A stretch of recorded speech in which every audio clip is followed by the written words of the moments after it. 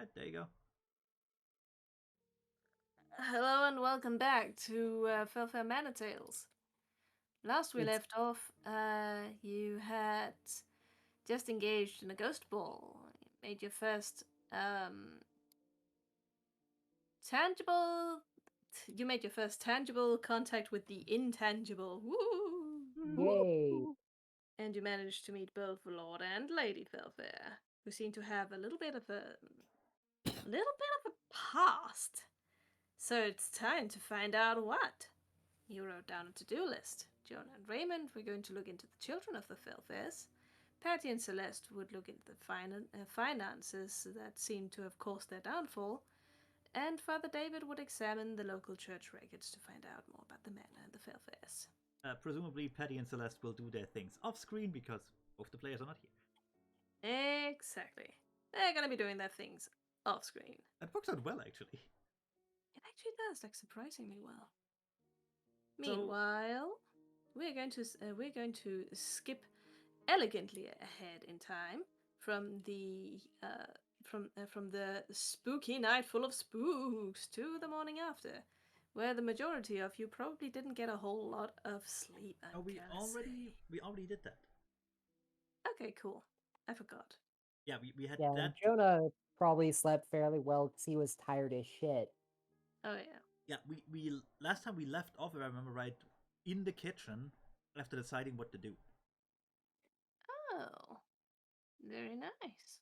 So we can probably go into details about how we will accomplish our tasks, hopefully. Absolutely. So let's go right ahead and do that. No goobs. Bad goobs.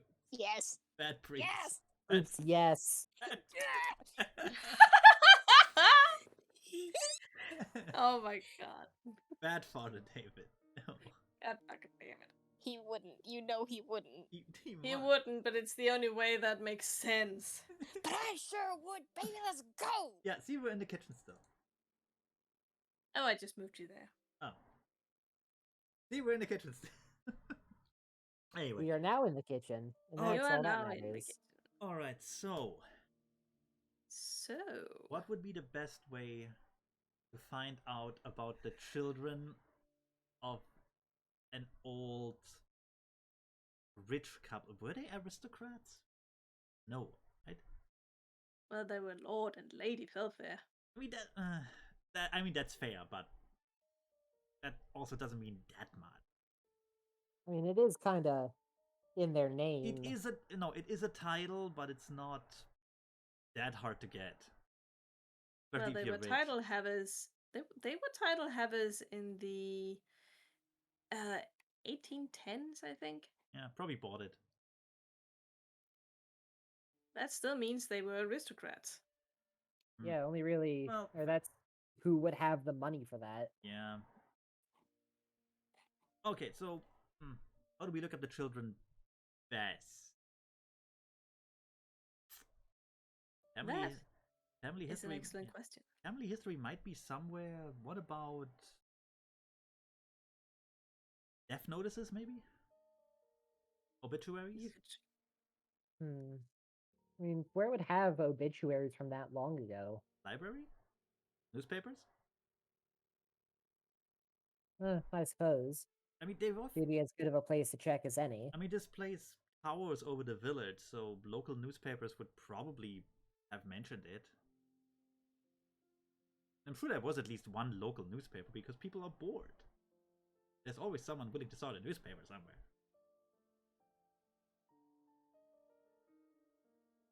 No, like that little. The question probably is more that would there be newspapers around at that time talking about those things? Oh yeah, totally. Fair enough. 1800. It's like that little American boy who went around the countryside founding newspapers. You know, Johnny Newspaper. No, don't. Oh yeah, I've heard of him.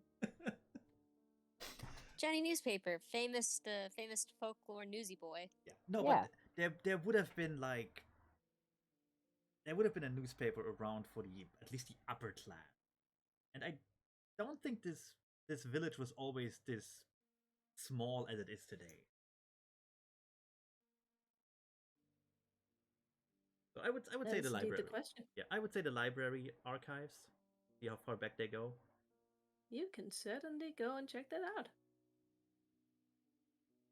Jonah, to the library movie.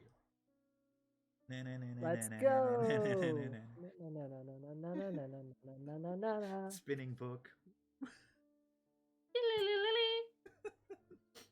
To the library. Library is vaguely sad to see you without Dr. Celeste. Oh, yeah.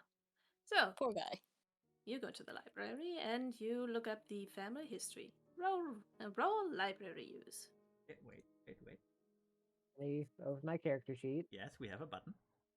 Mm-hmm. We have button. Yeah, we're not savages. 66, I make it. Well done. Very well done. And I do not. Alrighty. Jonah doesn't exactly know too much of what he needs to look for. It seems that a lot of names changed around and like people intermarrying and whatnot, and it's all very confusing.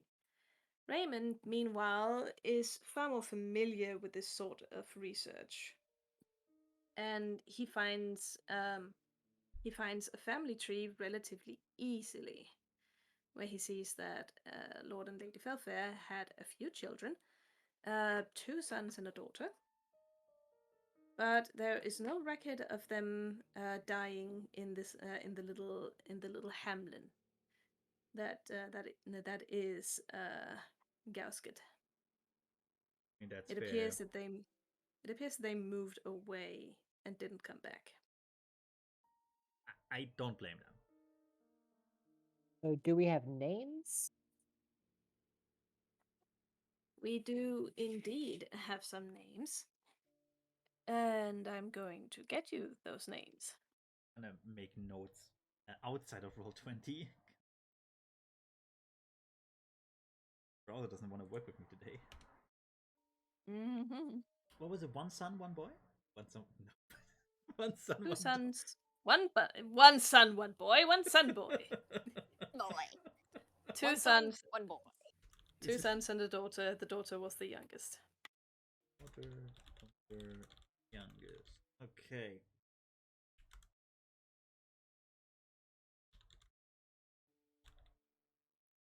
I'll just copy that into the notes later. Absolutely. And I'm gonna go get my notes real quick. I'm a well prepared DM. Oh, totally. We know what we're doing. Also, I just imagine Raymond just like delegating Jonah to bring him case after case of microforms and films while he hovers over That's what I would imagine. Yeah, while he hovers over the little magnification machine to read them. Magnification machine. But I forgot their name. They look like kind of like computers, but they're just purely mechanical. They're like big magnifying glasses with a monitor. Again, I recognize this from movies. Yeah. You see, Jonah, back in the day, before the internet and cell phones and even TV, people used these to alleviate their boredom. Well, that yeah. that or I starting. get it, old. Well, that or starting wars. Yeah, I get it, old man. Phone bad, hate wife. Nice. Yes. Does he actually say that? Yes. Fire scary and Thomas Edison was a witch. Still, My God. Obviously. You have to appreciate the sheer genius of this apparatus. Like, look, it's a teeny tiny newspaper. You can just watch it. I think it's neat. I mean, for its time, sure. Still is. But you would think they'd have digital versions of this shit. Oh, they would be far You inferior. know, move into the 21st century. It'd be far I inferior. could control F and search stuff instead of having to keep running back and forth with this shit.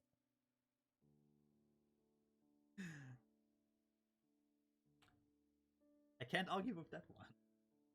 Mm-hmm.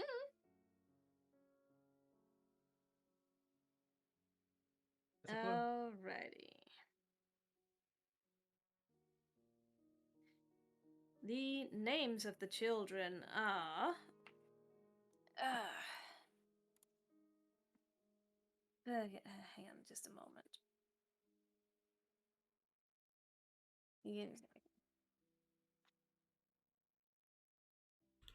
My god, my brain is just nowhere today. I am so sorry. It's okay. I also just have like 2 or 3 brain cells today. Oh, yeah. And they're like. Both of them are being just taken up by one song. Oh yeah. One song? What? Do you have 2 brain cells that are fighting for 3rd place? Yeah. Mm-hmm. It'd be like that sometimes. Personally, my last 2 brain cells aren't on speaking terms anymore. Oh, Aw. that is so sad.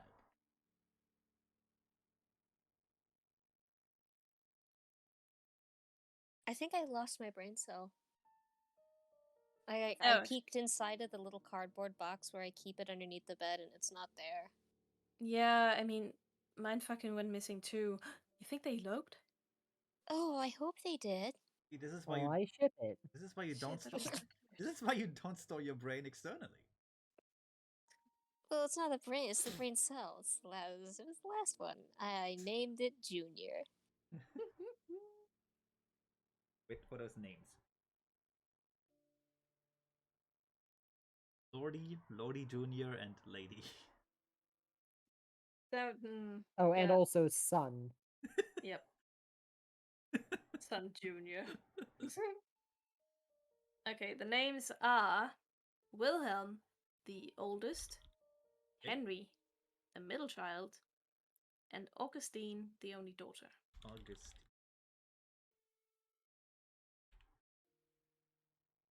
And probably got mistaken for a boy a lot of time. Augustine? Yeah. Why? Sounds malish. You mean Augustus? Also, yeah. Like, it's feminine version of Augustus. Yeah, I know. Like, But still. Mm-hmm. Anyway. Henry was the Just middle like, one? just like Carol is the feminine version of Carl. Yeah, we But don't talk yes, about that. Henry.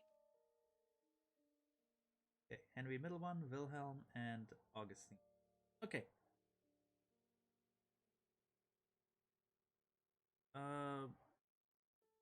Well, if they didn't die in this place, it's unlikely we find something in the local papers.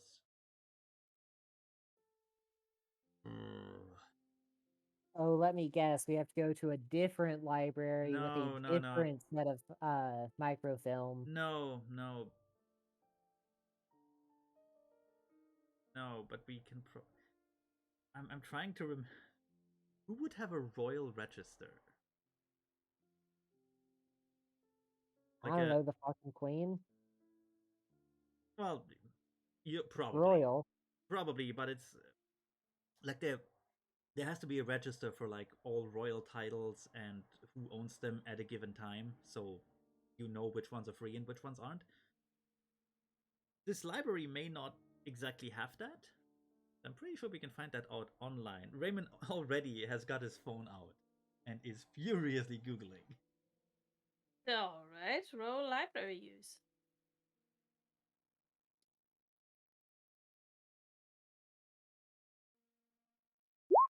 No! I rolled a 97. Jeez. Yeah, Oof. no, you don't really find anything. For all intents and purposes, it seems like the name of Fellfayre kind of died after the original Lord and Lady perished in their house. Raymond gets distracted by his Google News results. Well, let's see. Fellfayre. Well, there's nothing about the family, but do you want to buy a Fellfayre NFT? It's apparently worth about 500, no, 250. Oh, it's gone. Okay, never mind that. Get out. Hmm. Hmm. I don't Yeah. know, man. Maybe you should invest all of your money into crypto. But the dog from Superman? Yeah. Buy He stocks seems of reliable. DC. Bad Or idea. whoever owns DC. Pretty sure they still own themselves. Jonah, why don't you Google on your phone? Yeah, Maybe you I have better will luck. use my impressive being 16 and knowing how to use a phone or knowing how to use a smartphone skills. Or not. Not Or well, but I'll use them. Nice. We're both awful. No. Um. Oh, hey, you know that NFT that you mentioned that looked like it was a scam and disappeared? Yeah. Well, now it's worth $37,000. Oh well. That sounds like a good fun. That sounds like a Wait, bargain. no. 50. 50,000 now? What? I don't know. Well, it sounds like a bargain. Let's take two. Anyway. Well, So neither of you really find much of anything. we're both incompetent when it comes to Googling. We should have used Ask Jeeves. Yeah, no. Right. Google doesn't exist in this universe. Right, yeah, that's true. We Yes, retconned- it We does! retconned that. That's just your headcanon! Headcanon No, you trumps said it was everything. canon. And we are correct. We are the I never said it was canon! we You are said the it was canon. we are the No, I players. didn't! We are the Yep. players. We are building this narrative. Anyway, Dying squirrel. okay. So Googling. Personally, I believe in death of the author. Therefore, you cannot tell me what is and is not canon.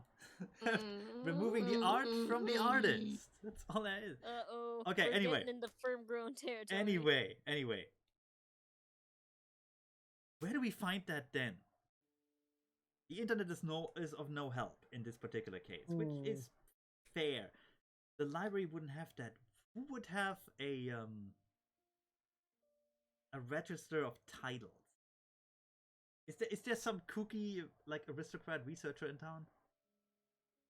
Not as far I as mean, you we could know. check the university. I'm sure a history professor has access to that kind of shit. We have to talk to these people. They're all weird. I know, I don't like it. I don't like anyone who studies history. Reminded that Raymond studied poli sci. I don't know. I guess we have to be honest. Because it's not like we can find anything. Lame. We can't. It's a tiny little village. It's not like we can find an expert on that here.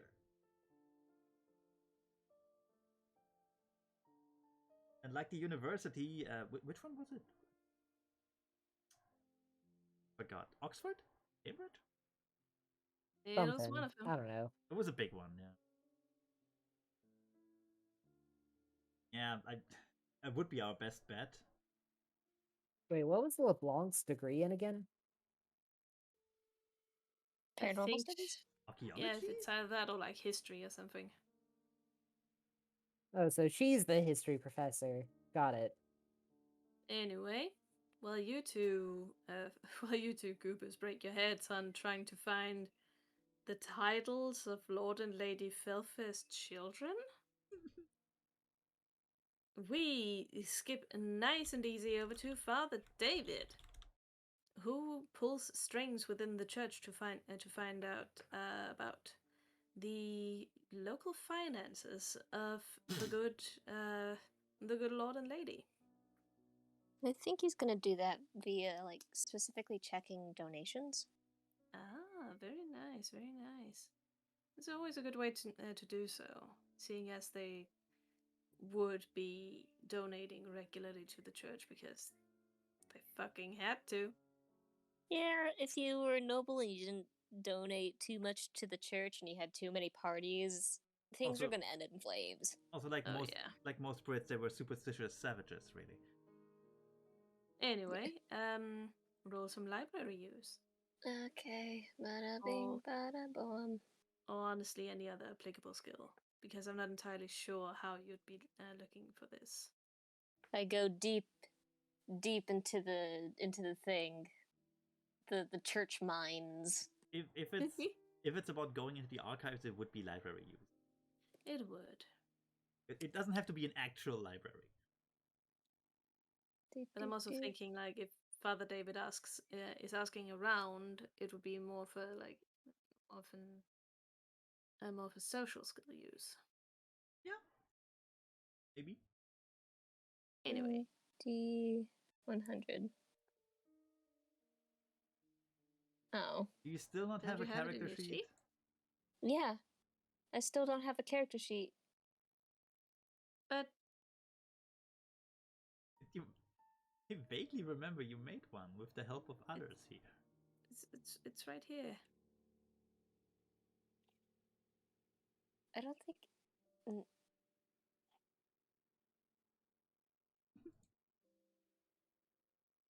Does it have my stat? Let's see. Theoretically, it should. Library use at 25%. Library use. No, it doesn't. is the It doesn't values have. that- Yep, It exactly. says nothing. Doesn't have the right shit on it, which is why I peeked at it. I saw it. It just doesn't have my shit. God damn it. And God put your damn it. shit on it. No, Why not? not right now. You Yeah. say that every time. You do say that. This is the second time. Eat my ass. If you say, I will. Give me a few months. if it's the second, Ugh. please. If it's the second time and you say it 2 times, then it's every time. Does that go through though? Yeah. Alrighty. So does that actually go through? Yeah. I don't remember how the game works proper. It has to be It's been a under while. your You skill. gotta roll Yep. under. Okay. Yeah, you have to nope. roll below. Nope. Okay. I got like a 35 for library use. So it doesn't go through. Alright. You don't really find much of anything. As a matter of fact, you have difficulties locating the books themselves. So you unfortunately come out empty-handed in this Can I endeavor. Can I try for a spot hidden? Yes, you may. And my spot hidden is 68. So let's see. Oh, fuck off! Oh no. Father David tries to go through some of the registers down in the church catacombs. Well, not catacombs, but like the church library. But he can't really find much of anything. The place is old and a little bit musty. There's not a whole lot of natural sunlight, and the dim light is slowly starting to wear a little bit on his eyes and on his mind. He can't really concentrate too well. He ends up not really finding anything.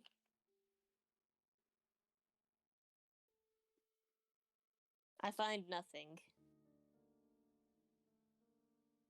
I don't know what else to do. But contact the Vatican. No.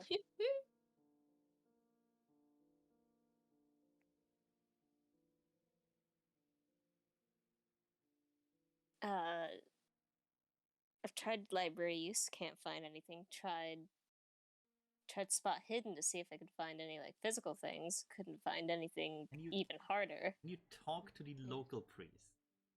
You could do that. Whoever that is. I am the local priest. That is true. Father David is the local priest. And You you- could talk to The local Protestant priest.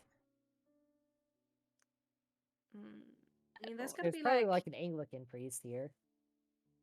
there's probably a library keeper in the library you're in. I look for a Also known as- dude or a dame. Also known as the librarian. That's how many brain cells I have today.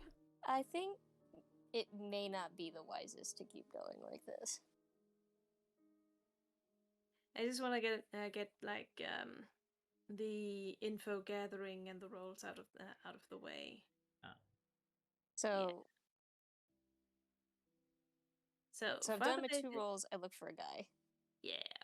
Father David goes over to the librarian, who sits by the counter, organizing some books. And when asked on the subject, He is very amiable and very happy to help.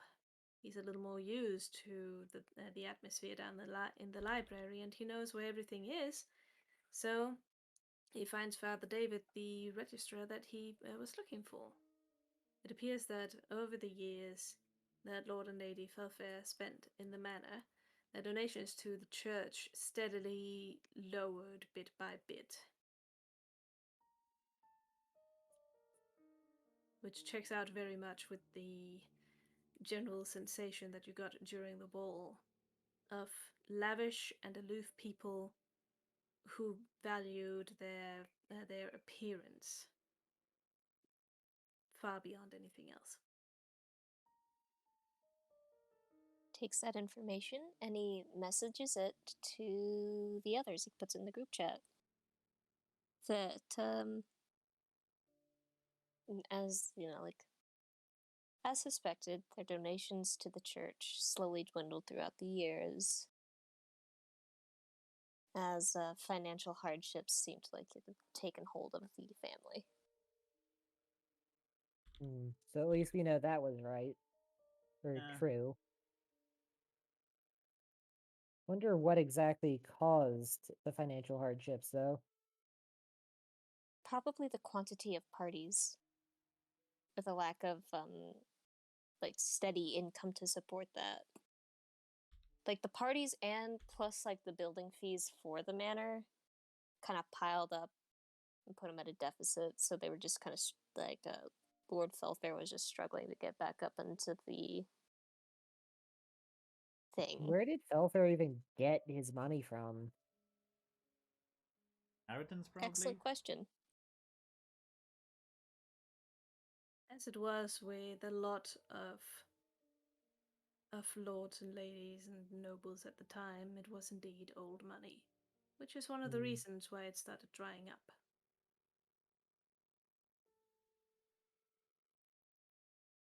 Weird. Normally it's pretty hard to lose old money.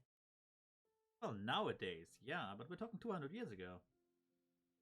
200 years ago, plus like the cost of the building this lavish building within. Plus, let's face it, Who knows? those people probably fell for some economic bubble or the others. Plus, financially supporting your children and the balls and the stuff that came with the balls and keeping up appearances, which means keeping in with fashions and social events. Yeah, if you don't have any income. Yeah, I suppose.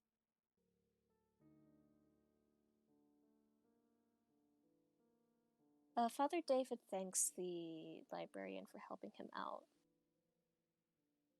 He nods at Father David and gives him a smile. Wishes him a good day. Do have a good day as well. And hopes that he found everything that he needed. It'll do me for a little while. Thank you again very much. Oh, you're quite welcome. Don't worry about it. Anytime, really. If you need more information, I'll be down here. It's good to know. He leaves with an amiable smile.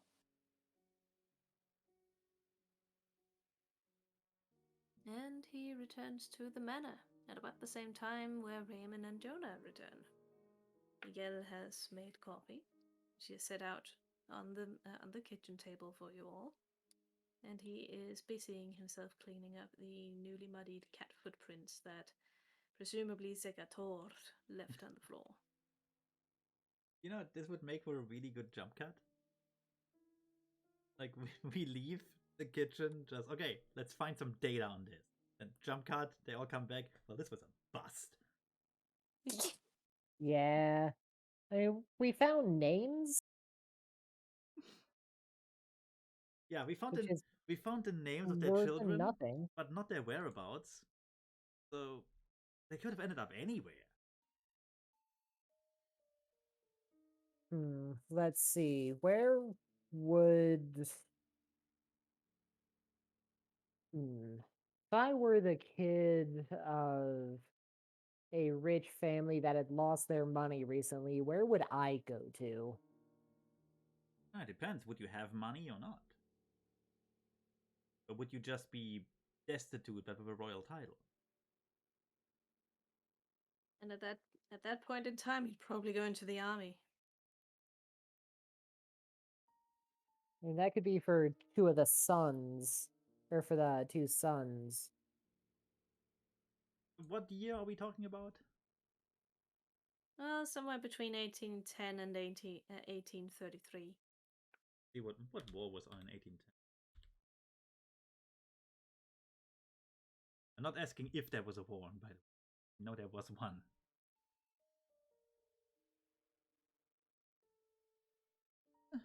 Was that Napoleon? Napoleonic Wars, yeah. French invasion of Russia, 1812. When did Britain get involved? Oh dear. What, 1814? Could be, yeah. Could feasibly be that at least the sons got involved in the Six Coalition Wars. The daughter wouldn't really have to do much of anything. She'd just have to marry. Yeah, Who did she marry, though? that's a good question. Phantom. No clue. No clue whatsoever. Sadly, history doesn't tend to follow random females too. Ah, yes, the curse of changing names.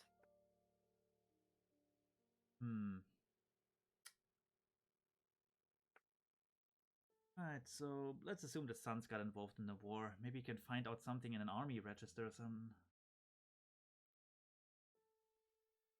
The I British love do. how you're focusing so much on the sons when the actual ghosts of the people you're trying to find out more about are in the house with you. I'm focused. I may be focused on the wrong thing, but I'm focused.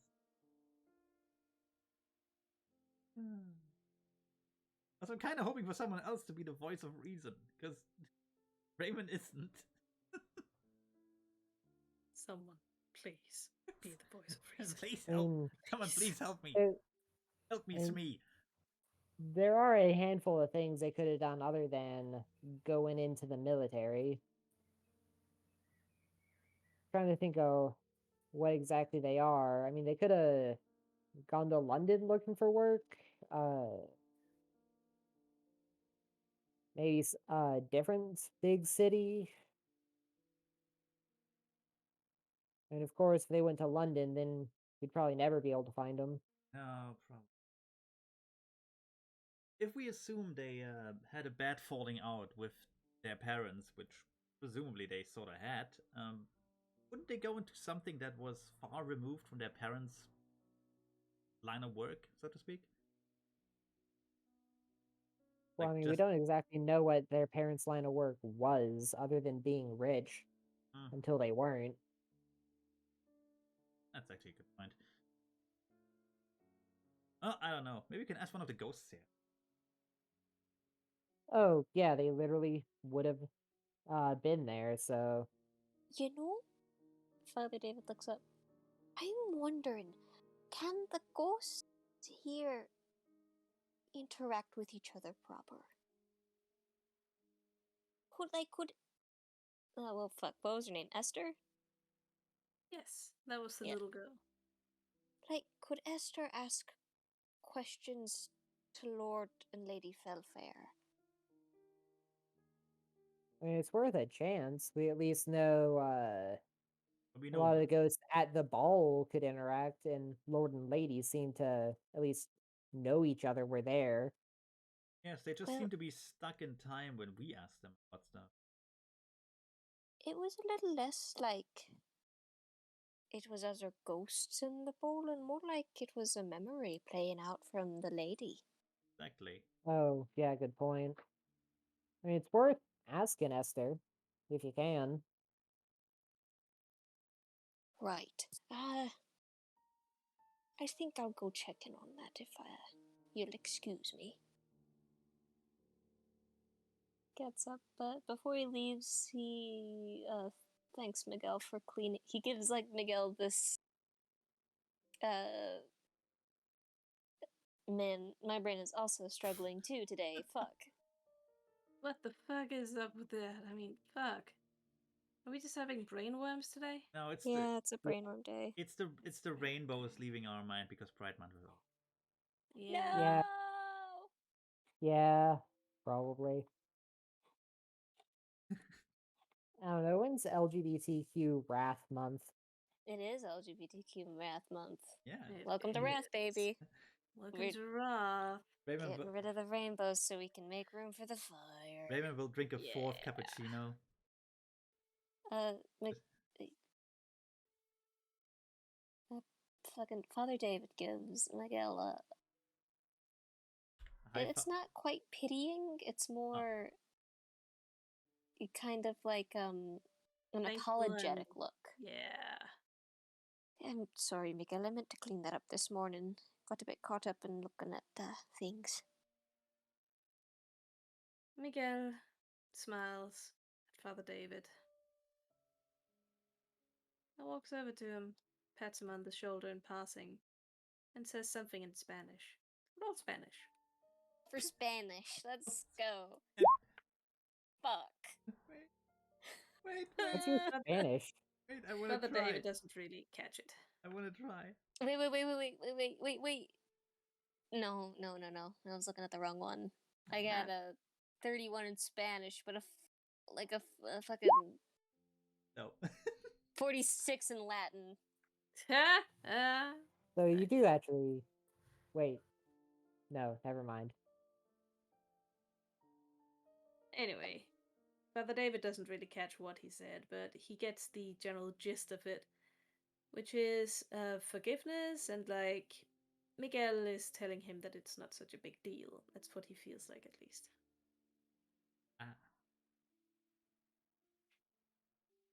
Oh, Father David nods at him. His eyes linger on Miguel for just a second too long before it seems like there's a little like pop in the back of his eyes. And he looks down instead, nodding at kind of nodding. I'll see you around, Miguel. Thank you again.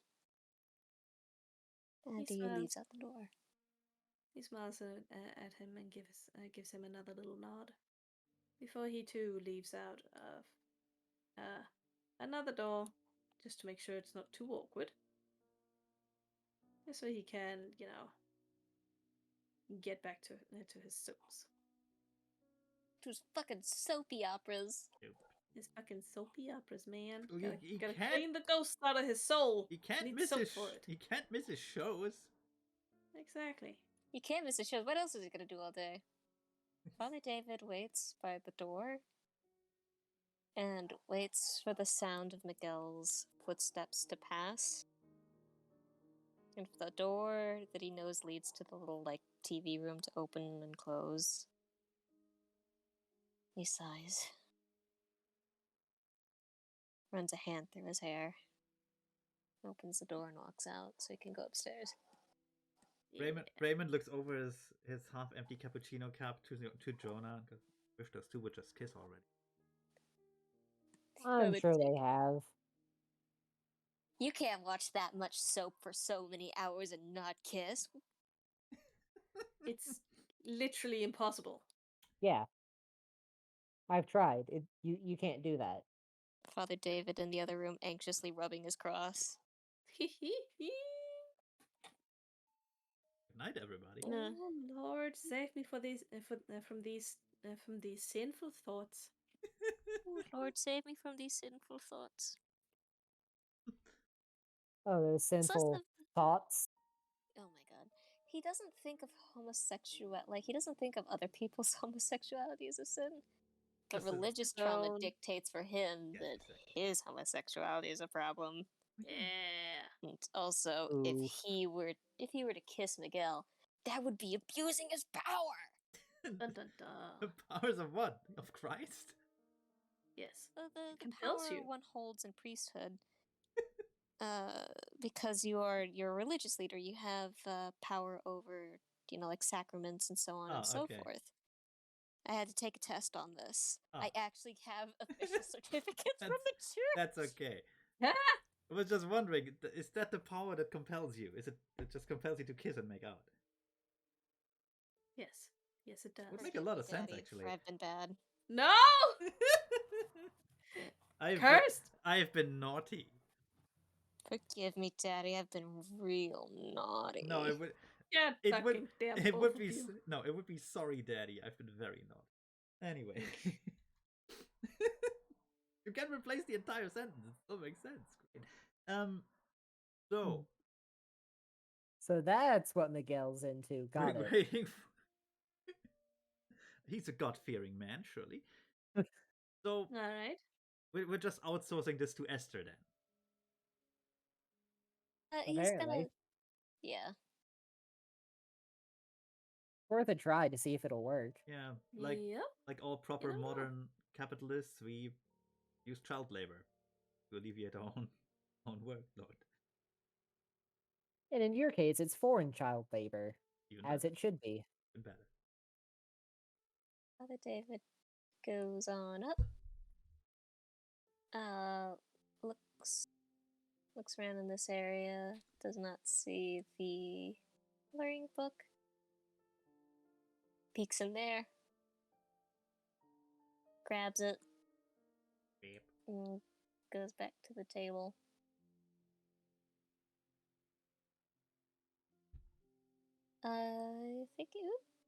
Thank you for zooping that. You are very welcome. Whoop. He around. Fidgets a little bit more with his cross. Is the curtains open? The curtains are open. It is a beautiful sunny day outside. He'll go over to the windows and he'll look out. And he'll take a moment to try and unwind his nerves. Looking at the beauty of God and nature. Only a month. And close the blinds. Or the curtains. Nice. Before he turns around and kind of looks out to the air. Esther? William?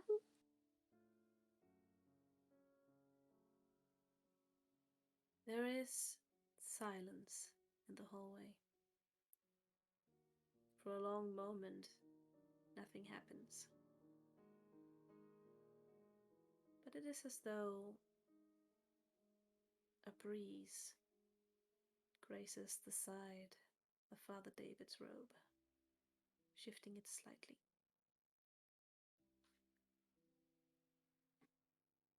As he feels that familiar feeling, he sighs out. Hello there, wee lamb. I need to ask you a couple questions. And then I think you're overdue for another story, or if you'd like, we might be able to play a game. How does that sound? Father David feels that strange little breeze rustle at the side of his robes. The very next moment, the coloring book upon the table. Did Father David leave it open or closed? It is. He took the courtesy of opening it up to a fresh page. As Father David looks down upon it, the pages flutter for just a moment. As if someone had blown on them. Just one page rising up before settling back down. He It's a averts his small- eyes because she's a shy girl. She is a shy girl. As he averts his eyes, he hears the crayons being lifted again and scribbling upon the book. When he turns back, He sees that she has written. I would love to play. What can we play? Can we play hide and seek? Oh,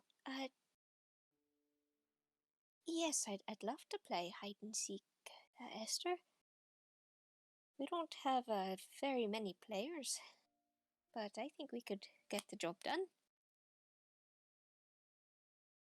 For once, Esther writes as Father David looks. She doesn't wait for him to turn around. She raises the red crayon and she writes in the book, I have my tall friend. Oh dear. But before we do, Esther, I gotta ask you a question real quick. The little crayon lands upon the table, almost as if in anticipation. Can you see any other people, people like you? There's a lady who wanders the halls and corrects paintings, and there's a fella up in the old study. Again, Esther picks up the crayon and writes. She seems very excited, possibly at the prospect of getting to play hide and seek. Father David sees as she writes. I know the big lady. She's very strict, but she's also nice.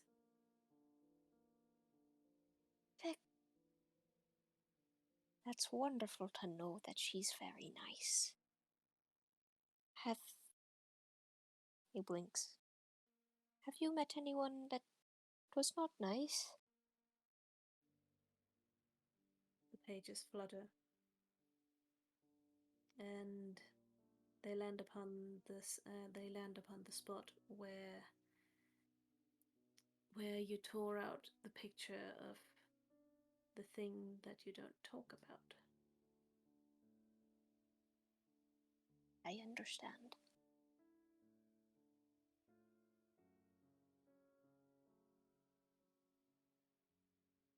He kind of scratches his chin.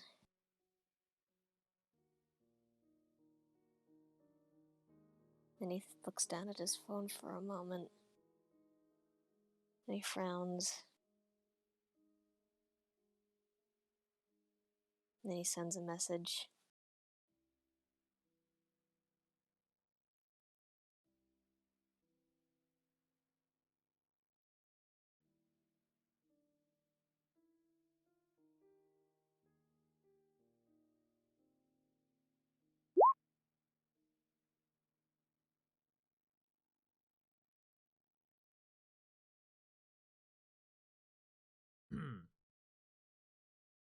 The message pops up in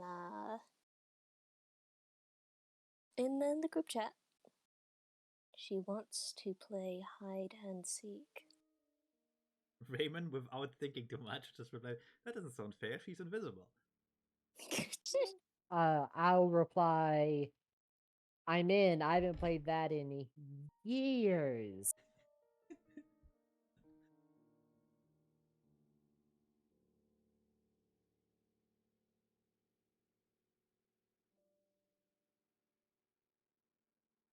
I'll also then say, okay, who's it first? Raymond immediately goes, not it. Will very quickly follow not it. Oh dear. The frowny face included. Yeah, that's not great.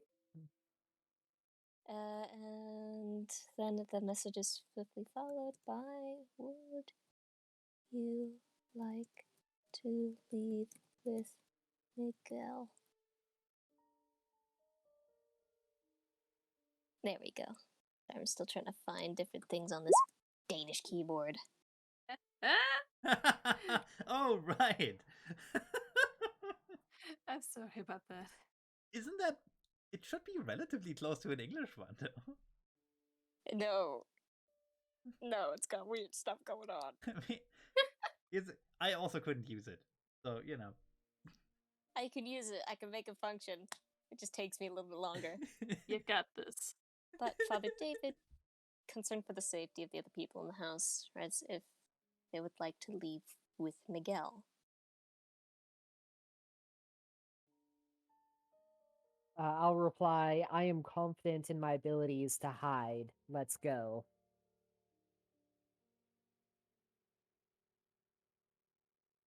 Ooh. And what does Raymond respond with? Raymond is thinking about hiding places that would fit him. He's not the smallest person.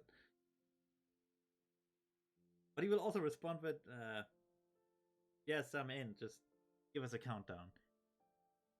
Ooh. All right, Esther? Just a moment. I've got to grab my dice. You died. Fear? Don't you chuckle at me. Don't you fucking chuckle at me. Terrible. By the way, I found a Twitter that is called Things on Cats.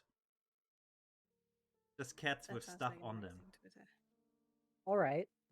like hats or balloons. I can dig it. Yeah. Thing on. Let's see.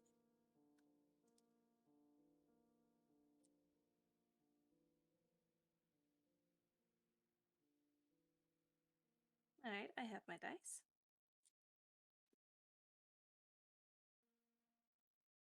So, what were. Father David looks to the spot where Esther generally tends to like have a sit. Well, all right, Esther.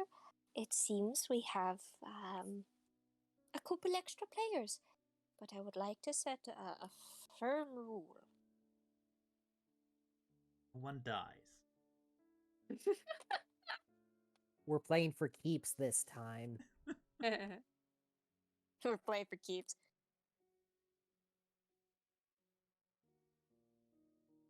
Actually, shit. What would be better? Sending Miguel away for this? Making the rule that nobody can hide downstairs. Nobody can hide or seek downstairs. It's second floor and up game only, baby. I mean, Oh. alright, we wanna. Because he doesn't want Miguel to get fucking hurt or like Oofed. grabbed. Well, Miguel isn't playing though. We can't just make that Miguel clear. isn't playing, but who knows if the fucking. Listen, who knows if the tall man will see that as playing or just really bad hiding? We can't risk it. We can't risk this biscuit. I mean, you're setting this whole thing up, so that's on you. And he kind of looks around. All right, Esther, I am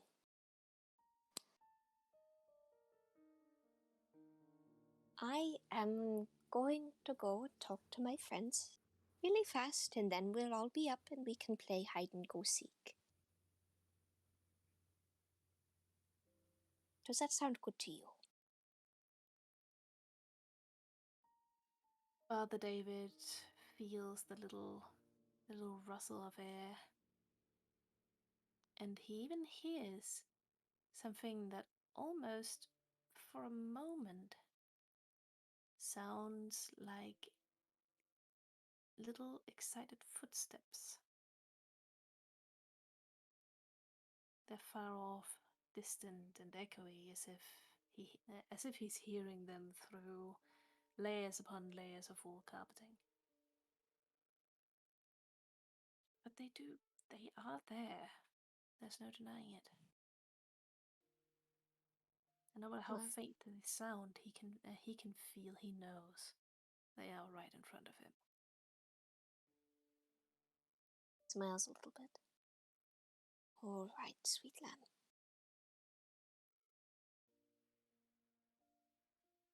When I get back, we can discuss how we're going to have you be hiding and seeking if your turn comes around. He glances at the well-loved doll and kind of smiles No. at the general area. The well-loved doll sits inert upon the couch. Although as he glances at it, its head drops just a little bit to one side, almost as if it were watching him. He gives it a little pat with its nice little outfit made of ribbons and handkerchief. Yes. He trots off and he goes downstairs. He trots off downstairs.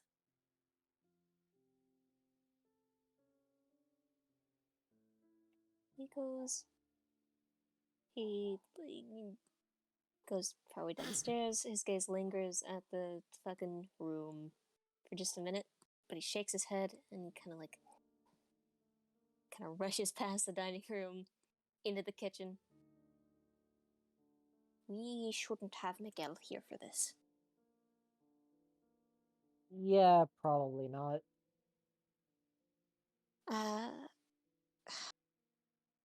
Mr. Shafter, do you have any good ideas of how to get him out of the house where he's safe for a little while? Well, this may be a far-fetched idea, but you could talk to him like, a normal person would. What am I going to tell him? Just get out for 3 hours? I mean, you could ask him for a little walk or something, but that would mean you have to go with him, which I'm sure you don't want to. Well, I already told Esther I'd be playing, and I'd hate to have lied to her. Well, then, I don't know. Can you think of some random errand for him?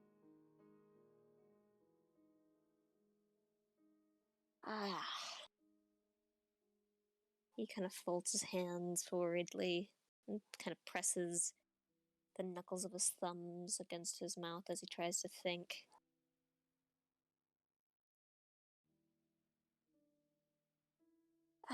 why don't you ask him to set up something like a dinner date at the local pub, and you will join him shortly thereafter? Just an idea.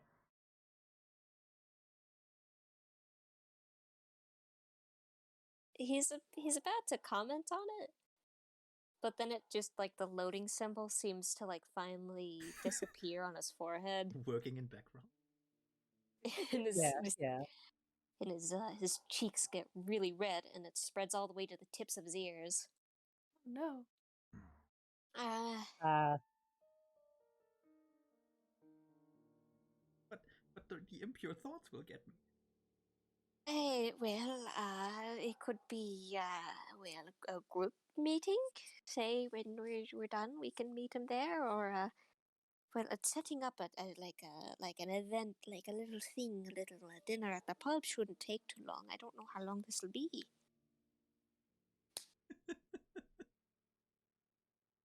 It's like, oh yeah, no. This is gonna be a group thing. I can't have a date. This can't be a date. Definitely not date. Definitely not gay. Also, I need something to Yeah, drink. totally.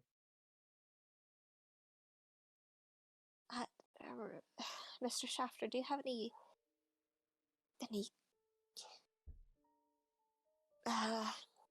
tasks you think you might be able to put him on? Already want to set him tasks. That's something for the third date. No, not like that. Hello. No.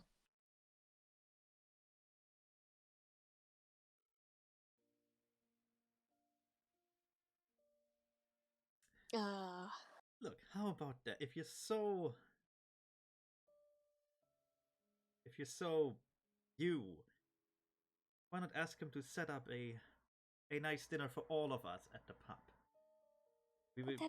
We can all go there, and it doesn't have to be a spooky date that you would have to go to there alone. Because the impure thoughts might get you. Is he actually saying this? It will still get... Yes. Raymond had too much coffee. Raymond is frustrated that he couldn't Google. Raymond has had enough. And he notices that as he says this, Father David's expression kind of falls. You know, these impure thoughts will still get you at night. Doesn't matter what you do to hide from them. Oh.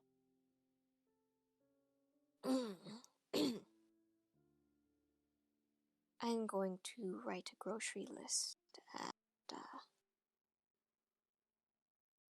send him off to gather some things. I'll give him some cash so he doesn't have to use his own.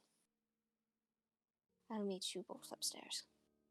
Oh, and also find just think of a handful of things that'd be really hard and time consuming to find. Oh yes, ask. I can write you a wine list.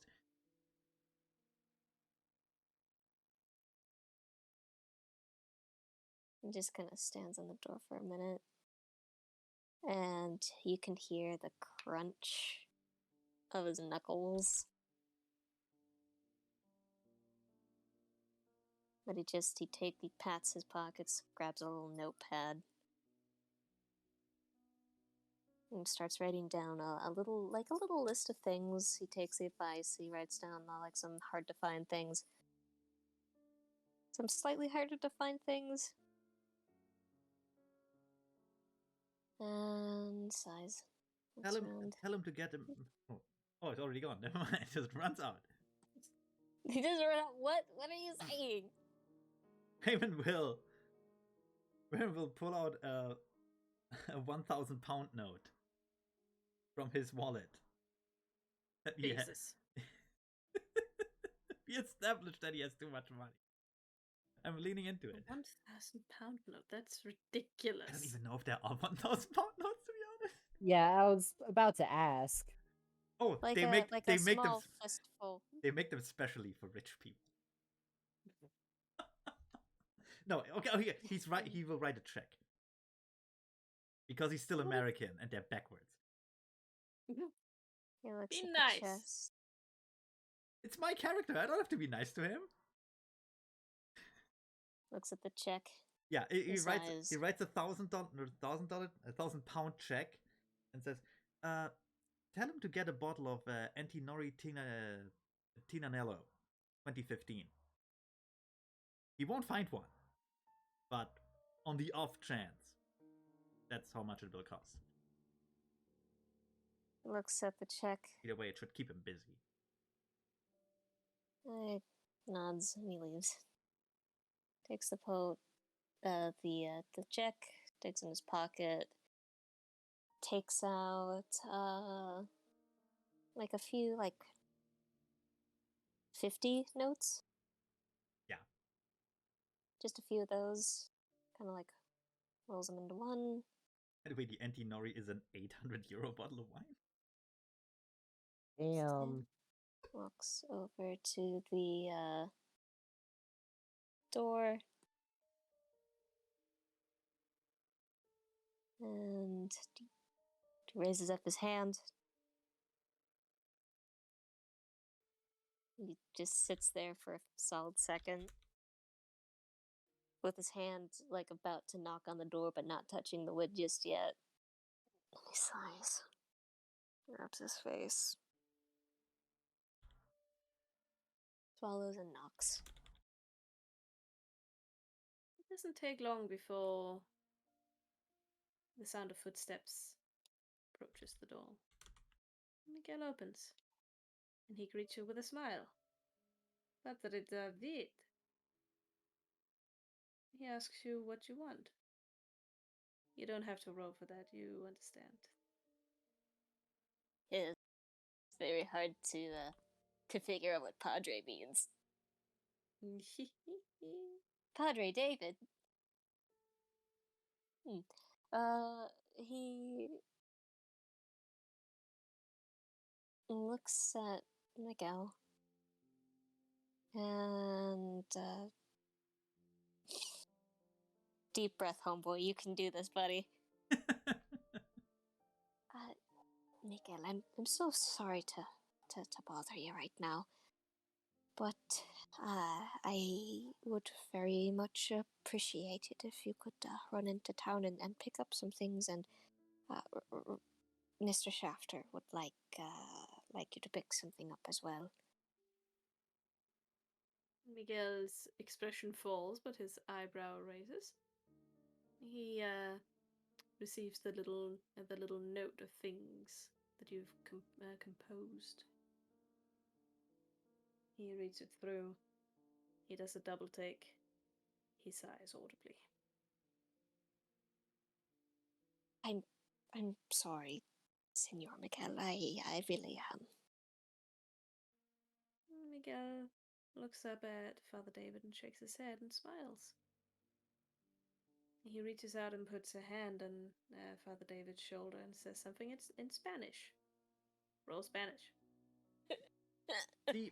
See, the good thing about this incredibly expensive wine bottle is it's not that far-fetched for Raymond to want one, so it's still believable. Yeah, yeah. Father David gets momentarily lost in the deep, deep hazelnut mahogany of Miguel's eyes and doesn't catch what he was saying. His demeanor is more than enough to put Father David at ease, though. It appears he's used to these sorts of errands. I'll make it up to you later, I promise. He gives like this little kind of defeated smile.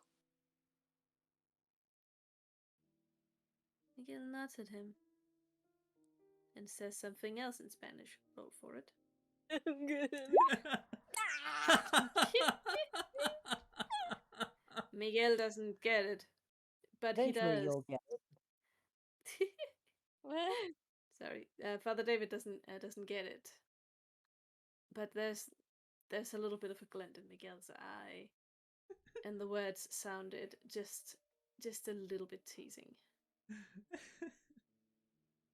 It's the glint in the eye, it's the tone. The look on Miguel's face, it's got his cheeks growing rosy again. You can feel them heating up. Right then, I'll see you soon. Please, take your time. I can't wait to see you again. I'm like grabbing this poor stupid priest. Man. Shaking him. But don't worry, Miguel. Don't get overstimulated. I mean, overworked on your trip. I'm going now. Shut up. I'm getting like that secondhand embarrassment you get in like movies. Yeah.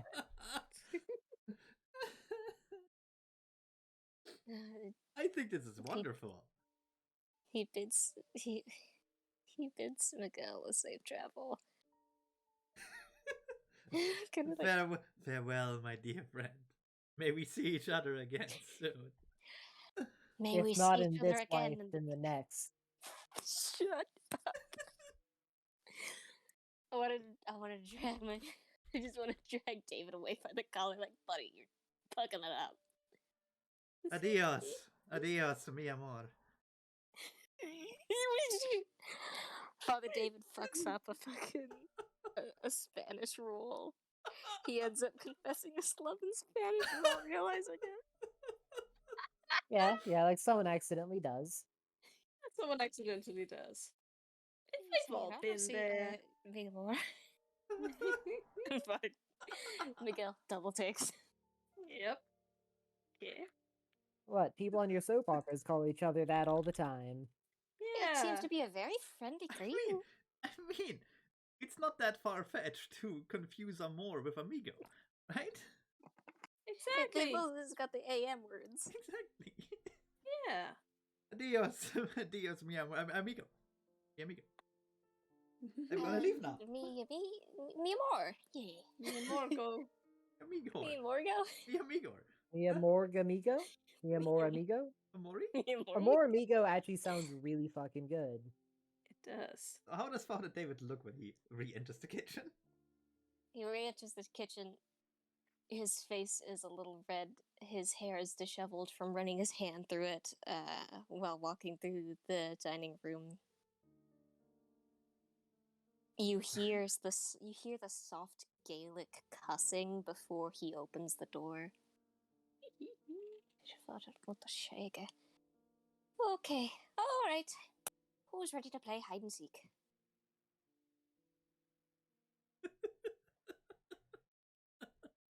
I certainly am.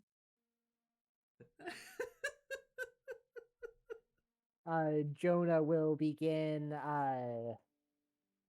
stretching a little bit, mostly just popping a few different joints. Been years. Used to be the champion. Raymond will finish his. What did I say? He was on the fourth? His fourth cappuccino? Oh Oh god. my god.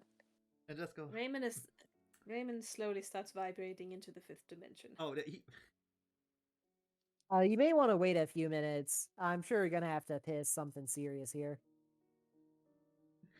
No, Raymond finishes his cappuccino, but you know what? I appear to be a bit overstimulated. Let me remedy that. Over to the wine rack. Puts himself, like after a minute of choosing, pours himself a nice red wine. Full glass. Prime. Just drinks Prime that. way to prepare for hide and seek with a little ghost girl and a creepy demon friend. I can't think of a better way. So empties the glass. Shudders a bit. Because you don't do that with wine. It's a terrible idea, actually. Yeah. Then grinds his teeth and says, well, I'm ready. Let's go. Alright, Jonah? Yep. Pats him on the shoulder. Do you have your cross still? The one I gave you? Jonah will look around will feel around in his pocket before pulling one out, or before pulling it out.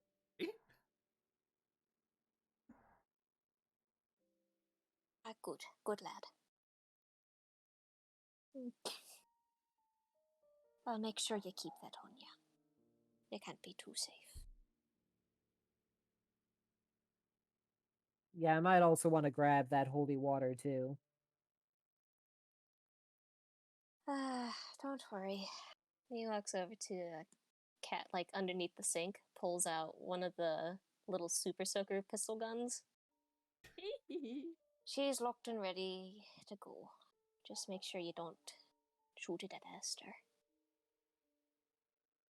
Gotcha. It still seems. Hands one of the little pistols to Jonah and one to Raymond. Yeah. This still seems very undignified. He's got a little vial in his pocket. He's not going to use the super soaker. All arms only. He's gonna crush it in his hand and use it as infused knuckles. Brass knuckles, except it's holy water. Also, Raymond, when Father David is not looking, checks on the little cross he has in his coat pocket. Cross. And all locked and ready to load. Locked, loaded, and ready to go. They head upstairs. So what's the playing field? Raymond says on the way up. The entire floor? Yes. We're going to try to avoid any downstairs gameplay, just in case Miguel gets back earlier than expected. Be very surprised if he finds that bottle of wine anywhere near here.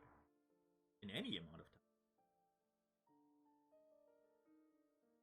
time. Hell, So how long till he gives up? Usually about hours. that should give us enough time. You also realize that Raymond has done that before. For whatever reason. Yep. He's like walking up the stairs, he double takes. Ooh. I'm not going to look into that right now. He keeps going up the stairs. You all move to the stairs and start going up them. Alright. Also, Esther said that she could talk with some of the other spirits. Good. So, that might be able to help us out in the future, especially if we run into any more friendly folk.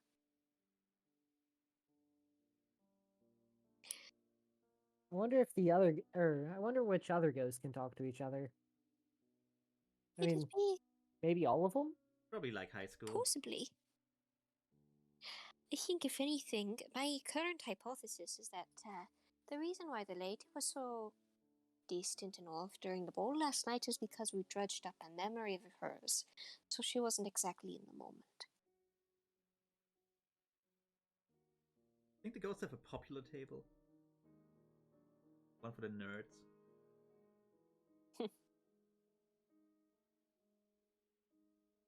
The question is, who are the nerds? So Who we'll are find nerds? out. Hiding places, hiding places. Alright, obviously we should not end up in the same room, if possible. We should also not tell each other where we're going.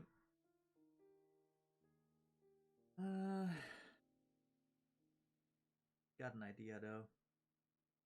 What's your idea? I just said we shouldn't tell each other. Oh, Just in case. oh, sorry. Anyway, Yeah, that's just a rookie mistake. All right. Well, David, the less you know, the less they can torture out of you. Oh, It's just common sense. very Yeah, sad. everyone knows that. That's quite. Have Oh, you never played hide and seek before, Father? the rules must have changed drastically. Concerning. Oh, they get back to the table. Like, all right, Esther dear. We're all here. We're ready to go. Do you need me to move you, darling? Yeah, probably. Oh, there we are. It'll... Thank you. You're welcome. All right. Oh yeah, I forgot to ask, what exactly is the ceiling made out of? In most rooms, at least. Wood? Hmm. Wood and plaster? You want to cling to the ceiling? Just wondering. Okay.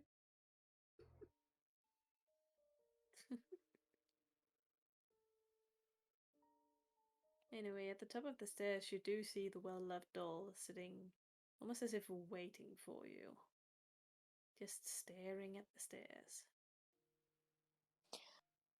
Oh, hello. So, I suppose we'll lay down the rules. One of us will be it. The other of us will be looking around.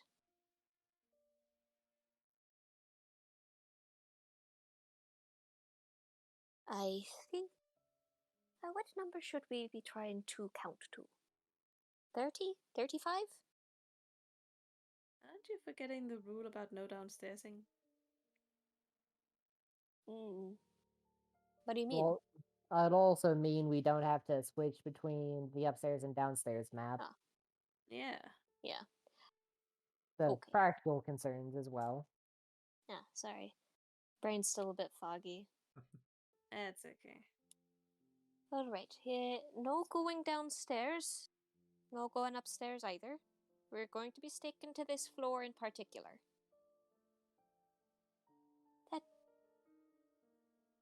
Other than that, let's see. Is there any other rules you lot can think of? Not really. Oh, only the people here are playing. Nobody else is involved right now. Here. That Well, we can Yeah. see. But we may as well have that stated. Oh.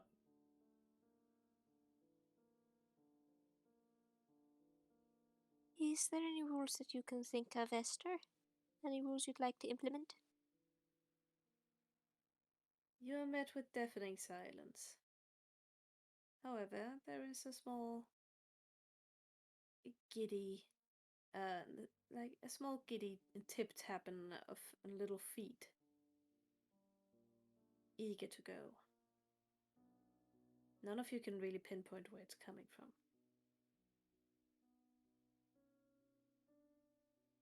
Around, and he kind of shuffles a bit. Starts to go towards the coloring book. Peeks.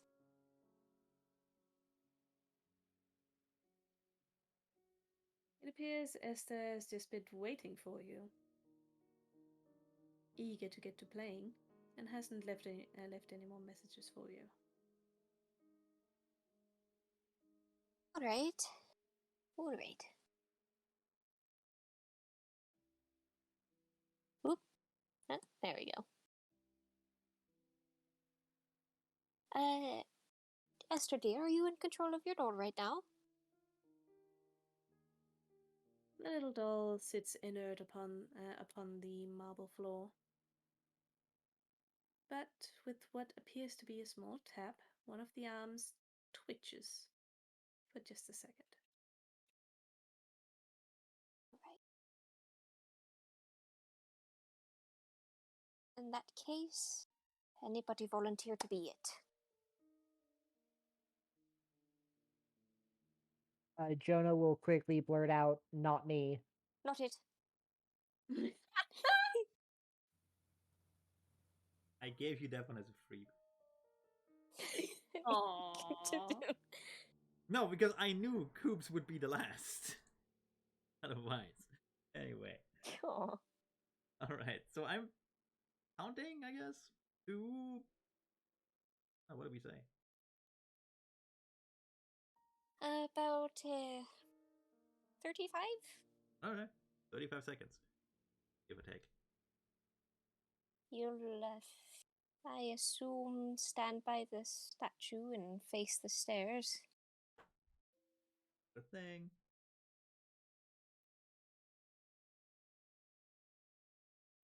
It's all on you. Gotta do the ready, set, go. Oh yeah. Raymond pulls out his phone. Puts the timer on for 35 seconds. Presses the button. Bitch. Go. And they're off. And they are off. Raymond starts quote-unquote counting. And Father David and Jonah both go off to find some hiding places. Hey, question. Of the trees out in front of the, or are those trees or bushes? Those are bushes, but they're on the first floor. I just, yes, they aren't very high then. No, they're not.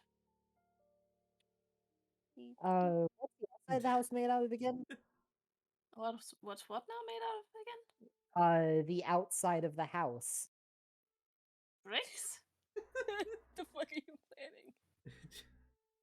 planning? FYI, the 35 seconds were over like 15 seconds ago. But you go. Look, I'm gonna give These everybody are a things chance to that hide. Jonah would have probably, Oh, no, I or give that them time. Jonah would have probably known. No, clearly we're doing this in comic book time, right? Yeah. I'm gonna run Basically, in. I'm wondering whether it's worth to open a window, climb outside, close the window. You know what? You know the worst part about that plan? I had the same idea. God fucking damn it. But I think rule-wise, we have to stay on the inside of the house. Mm-hmm. You gotta stay on the second floor. I would have said that I never went down or up any stairs. Anyway. Just tell me when you're hidden, and I'm gonna, like, roll dice. I'm hidden. Because obviously I can see your goddamn tokens. Oh yeah. I could blind one of you and like GM layer the others, but too much work. We just roll dice. too much work indeed. We say pardon the directions D4, right? Actually D3, I can't go south. Oh, there's also a hide skill. Oh, Oh, that's also you good. could go ahead and roll your hide. Yeah, you roll your hide, I roll random directions for me to go to. Yeah. I go Right. go left. Oh god. Right, so Yeah, I don't have ranks in this. Well, first one I- would be. I mean, I'll say that I'm under the bed. Oh, it's fine. It's Nice. and I'm just gonna roll spot hidden. If I fail, I will continue to search here for a while. Yeah. And if I succeed, I know there's no one there. That's the Oh, easiest. yeah. That's the easiest way. I fail. I will spend like a couple minutes just removing pillows, looking under the upholstery of the couches. Maybe you're pulling a Danny DeVito on me. Maybe you're sued inside the couch. I don't know. Exactly. Nobody knows. I'm gonna look under the table, just in case Father You David is in find- there. Nothing. You find a crayon that rolled down on underneath the table. Oh, I'll take that and put it in my pocket. Okay. 1, 2, 3, 4 rooms.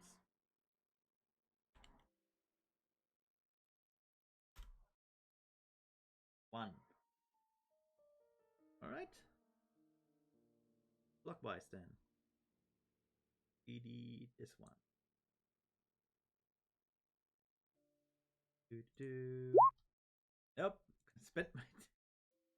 I mean, I'm gonna look in the crib. Clearly find nothing. Really? Look in here. Is that locked or not? It is not locked.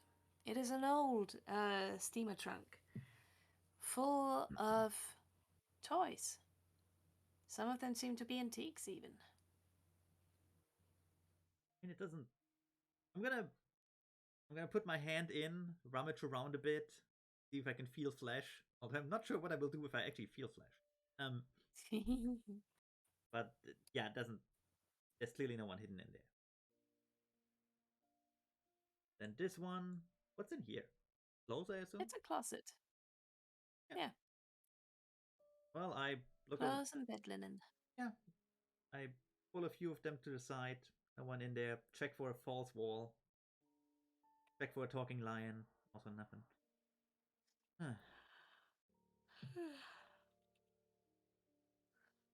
This room next. Right there.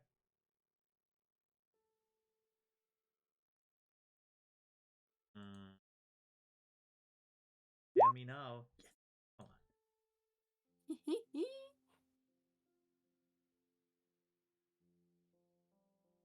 What would I see? The question here. How are you hiding, Father David? So Father David is underneath the desk, behind the chair. I mean, that's so. All I have to do is just bend down a little. Yeah, pretty much. Raymond sees 2 feet basically just from under the desk, bends down a bit. Yeah, I think I found you, Father David. Aw. Well, You should have it was thrown. worth a shot. You should have thrown yourself into the couch. I don't know how to respond to that, honestly. He Well, crawls out from underneath the desk, Think of- pushes the chair back in. think about what I said. No one would expect it. And same as before. God, come on! I spent another few minutes looking into the closet, checking under the bed and the desk. Even though I don't think Jonah would be that, bad Stupid. at hiding. I mean, it's not like Father David has experience in hiding from anything but his gay thoughts, so, suppose he would go under the desk. A long time since he's had to hide from somebody. Yeah.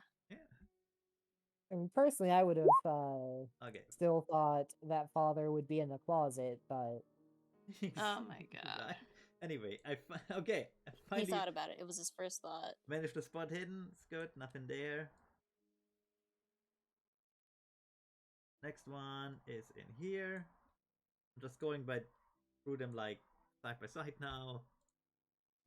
Let's see how much time I waste. Way too much time. Checking in the boxes, checking in the closet. Still no talking lion. Very disappointed. although since it has been a little bit, I will go ahead and roll listen. Oh. Uh, Jonah, Sorry, Jonah what do I hears hear? everybody. Jonah hears not everybody, but Father David and Raymond walking around outside. Yeah, and I can tell Searching. that they're toward this side of the house, correct? Yes. Okay. Well, Raymond will check the shower. We'll check in the bathtub. Nothing. Real quick, Raymond. As you walked out of the storage Oh. room, next to Yeah. next to the bathroom you're in right now, you distinctly heard the sound of distant giggling. It was almost as if it was an echo in reverse. The echo of the sound hitting your ear before the sound itself. Okay, and before it faded away. Okay, in that case, I'm gonna stop. Go back in. Check again a bit more thoroughly. Wait, is that the doll or is it not? That's kind of the question here. Because it's just background objects. Raymond will pick up the doll. That looks like any other doll, really. As he picks up the doll, he feels a gust of wind pass him, and the door down south swings a little more open as he hears footsteps running out. Oh, I mean, that part of it. Can she run away? The single bulb that hangs within the storage room flickers. Raymond goes outside, the doll still in hand. Father David, if I find someone and they run away, do they count as being found or not? If I remember correctly, she would play. No, she'd play tag with the tall thing. Oh. You, I think, technically found her. Okay. He gently scoops up the doll. All right then. Okay. But you have to be invisible. Yeah. And then I check the bathroom, check the shower, check the bathtub, check the toilet in a moment of mindlessness. No one in the toilet. All right. Why did you check inside the toilet? I don't know. Maybe the wine is getting to me, or the coffee. Maybe both. E2. One is north, two is south. Okay, saving a bit of time. I hate being it. Ah! Ah! What hidden? Make that. Oh, this is a large fucking room. Okay, realistically, he could be in the fireplace, in that trunk, under the bed, maybe in the closet. I can see there's no one under the desk. Check the fireplace. I'd hope he wouldn't be hiding in the fireplace. Oh, he's a That'd squirrely. be- He's a squirrely little man. He could fit in there. I mean, I was certainly tempted. He's a Well, squirrely he may be a squirrely lad, but that might be a tad too dangerous. It'd be like trying to hop out the window. And Let it be known that I was not going to just yeet myself out the window, oh, you would have but was planning on clinging to the wall outside of the window. which is I far don't believe you. which is far safer. Raymond will pick up the fire As Raymond, long as I didn't go too far vertically, I would still be on the same floor. you would not be inside the floor. You would outside the house. Anyway, Raymond picks up the fire poker and just kind of randomly pokes around in the fireplace just in case. Don't use that to try and find him. Meanwhile, I would like everyone to roll a listen.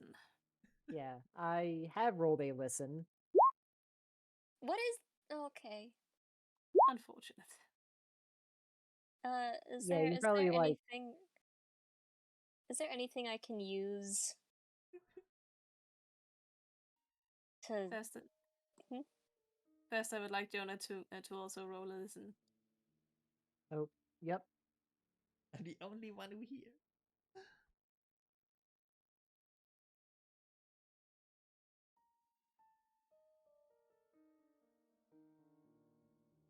Oh, you rolled. Okay, cool.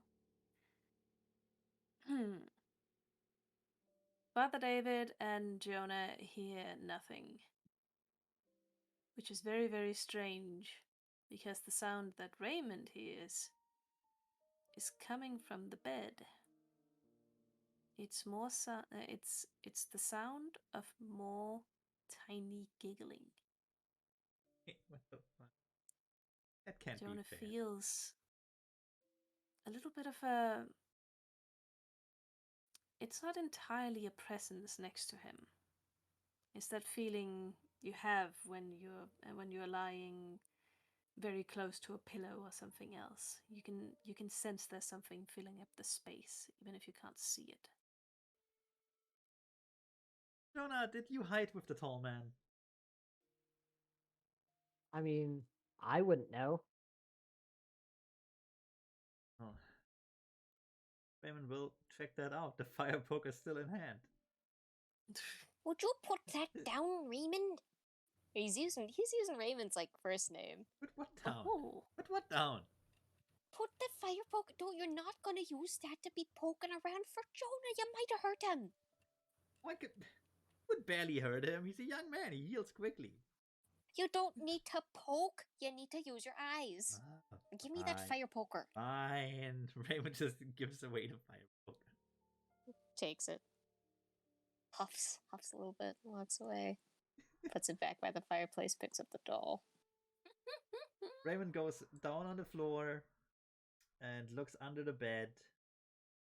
And should see a silhouette of Jonah, I suppose. Yeah. Yep. Found ya. Damn. I'll just kind of roll and then, or roll out from under the bed and stand back up. Dust myself off a little bit. It's no one is vacuuming this place. It's a huge place.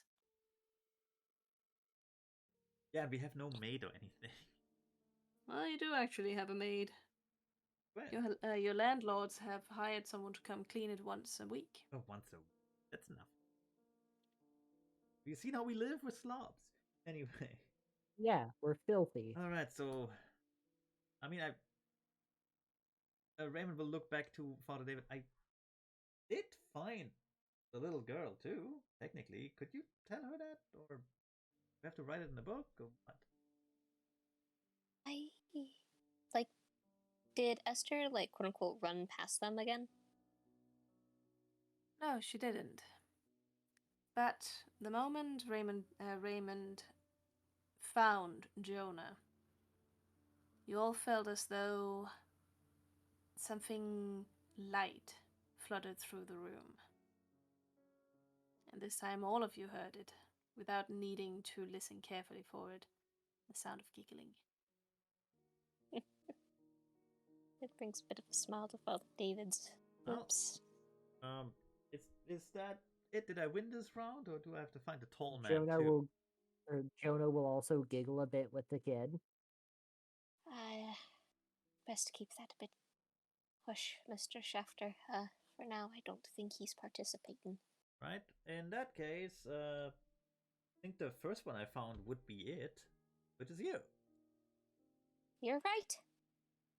Normally how Come that on. works. I kind of expect Jonah to go into the same hiding space again, because no one will expect that. No one expects the Spanish hiding place. He gently puts the well-loved doll on the ground. Damn it, I was Alright. actually considering that. All right. I'm it. Everybody got a good hiding spot in mind? Suppose so, yes. Alrighty then. He turns around, turns on the tip of his foot with a little flourish. Covers his eyes with his hands. On your marks. Get set. Go and hide. Once again, let's there is the see. sound of little feet running upon the marble floor.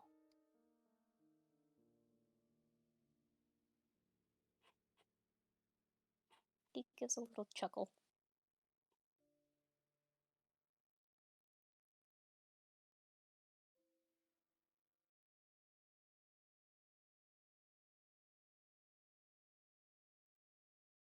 Just let me know when you're all hidden. I am. I am now. As he reaches 35, he turns around and uncovers his eyes. Ready or not, here I come! And I'm gonna grab a dice and I'm gonna roll a dice. Deep, deep, deep, deep. I'm gonna trip over a basket. Grab a dice, roll a dice. Oh, I just noticed my height skill is abysmal. Oh, that'll come in So later. that's why you're trying to hide in a cabinet. I might as well try rolling it again. Nope. Alright. Yeah, that was expected. Gonna search through here.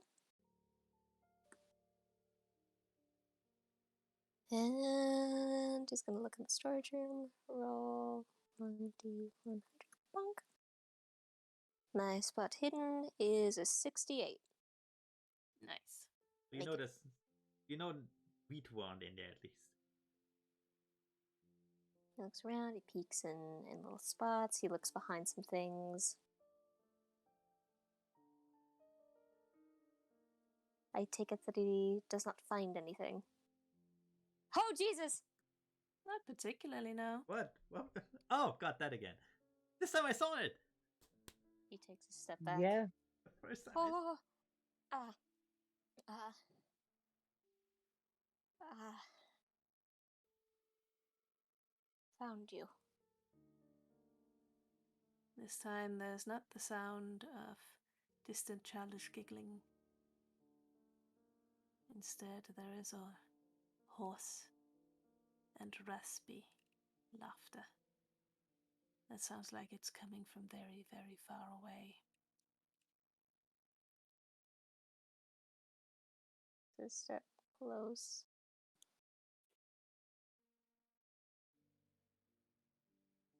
Esther said you were a friend. Right?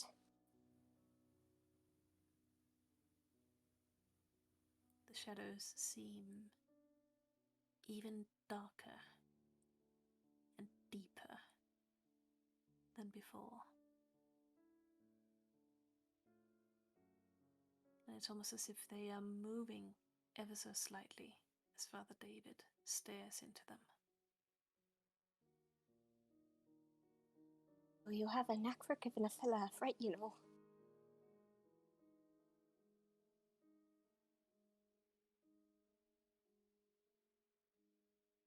There is no response, and the silence is downright deafening. You can feel his heart pounding in his chest. Are you keen on...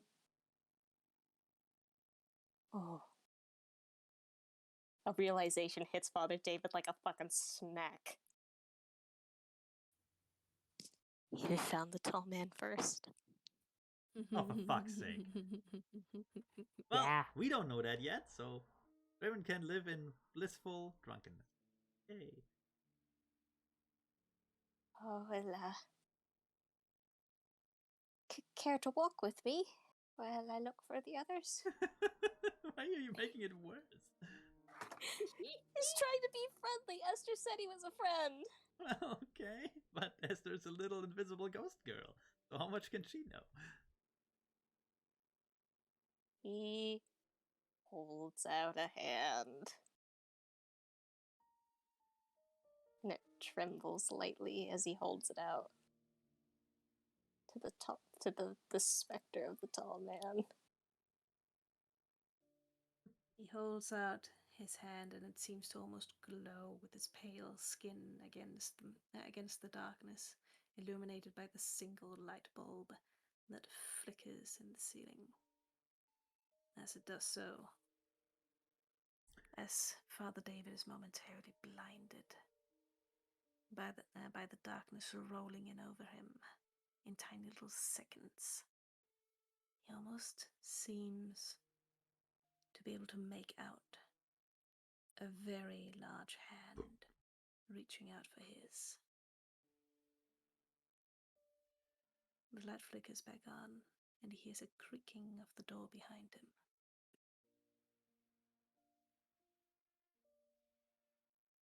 He looks towards the door.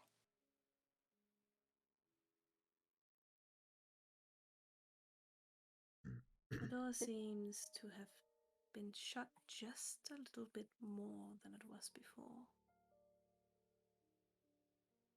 He looks back towards the corner. There is nothing there. And Father David could almost swear the darkness is less dark than it was before. He walks out.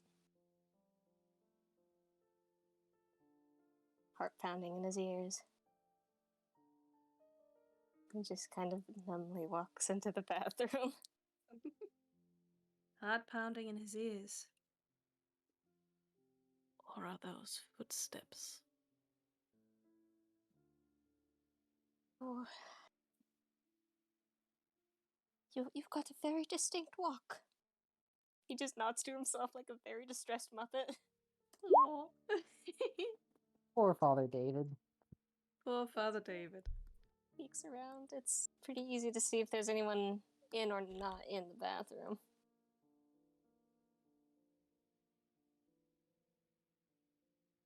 Goes into the... I'm gonna roll a listen. Okay. God damn it. I mean, I'd watch that sitcom. I'd watch it. I'd watch it too. Same. Oh yeah. Fails that listen check. Probably too distracted by the sound of his heart and or footsteps. Mm-hmm. It Looks just sounds around. like it's heart pounding. Spot hidden. I succeed that. He looks around. Briefly. Nobody's in there.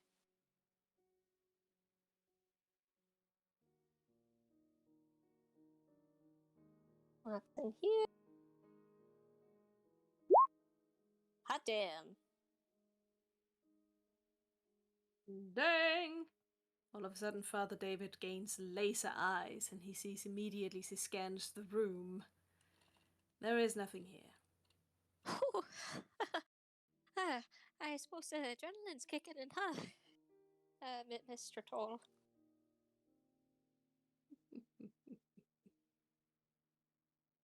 He shudders. Please, Mr. Tall was my father. Call me Tall. Terribly sorry for that. When you're trying not to cry. When you walk down the halls. No. When you're all alone and everybody else is hiding. You can hear like nervous humming. Oh. He goes in and he looks in and he sees. Oh, why, Esther. There you are, dear. He gently scoops up the doll and he hugs it. He hugs it. He hears the sound of giggling and the little gust of wind that rushes past his robes and out into the hall. Okay. It seems to circle him before it leaves him. All right. Only a few more rooms to check. Are you both with me? He looks behind himself. There is nothing there. Right. Should have figured. Raymond Chapter just hears like the fucking Father David talking to himself like a fucking insane man. What's wrong with that guy? Door creaks open. He goes in. He first looks in the wardrobe. Looks under the bed.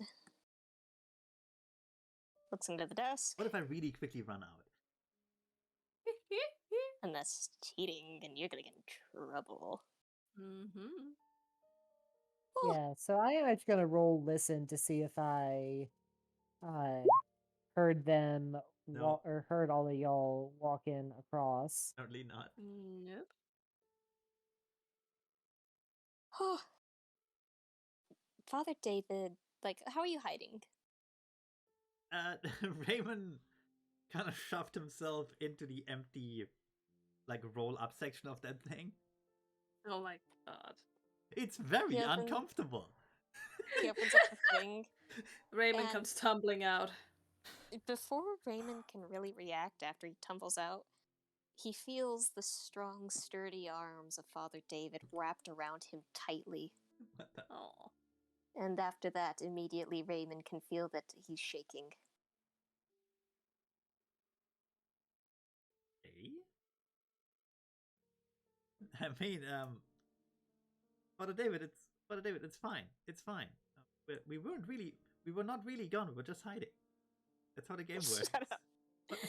Okay. You You don't have to. understand. You don't have to be scared. You don't understand. Yeah, probably not.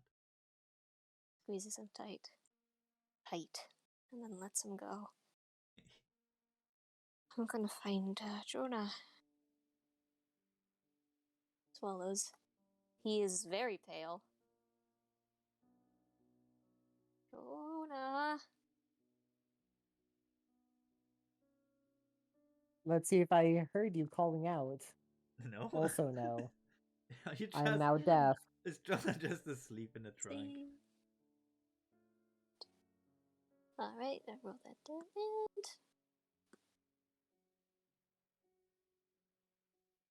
Jonah. He rolls badly. Even So- if I had heard you, I'm not getting the. I'm not revealing myself from my hiding place. Exactly. For that you have to use. That would be stupid. For that you have to use an old magic spell. Exactly. He Marco. opens Marco. up the thing. He peeks in here. He doesn't find anything. Opens up. Is this a dresser? That's a table. Oh, that one. He looks under the table. He peeks underneath the crib. Wait, I don't think. Where?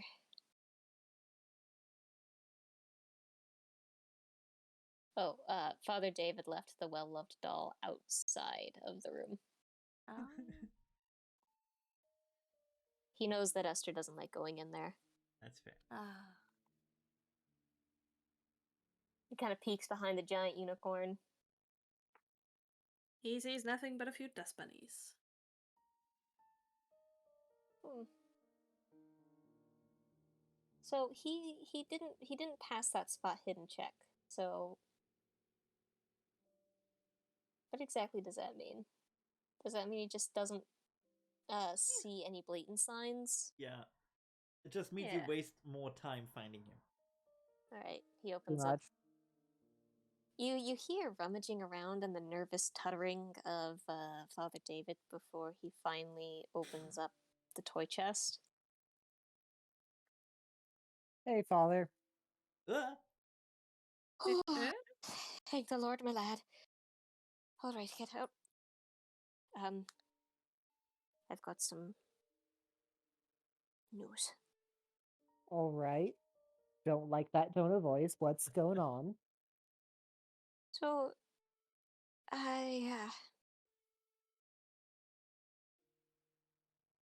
So we accidentally put in place the rule that whoever gets found first is the next one to be it. Yeah, that's how this normally works. He's shaking. He's shaking. You can see it in his hands and in the paleness of his face. Or I Joan will be like, "Oh, oh, found him You- first. He was quite chuffed.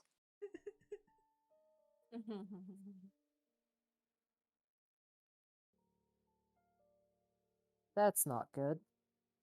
You've got the holy water and the cross on you, right? Yeah, yeah. I Good. will pat both of my pockets. And Father David pulls Jonah into a squeezing hug. I will, of course, hug him back. All right. And he pulls back and he pats Jonah's back, muttering a prayer underneath his breath as he looks at this fucking teenager. He kind of steps out door, scoops up the doll. All right, everybody's found. Another bout of giddy giggling and more running footsteps. Let's have going one- towards the statue in the hall. Let's have one more round. Hopefully.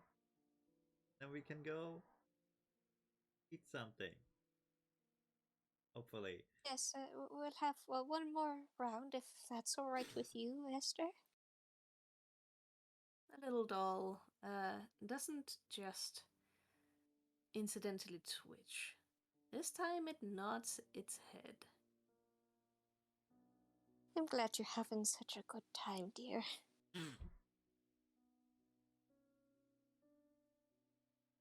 All right, so I found your tall friend first, Esther.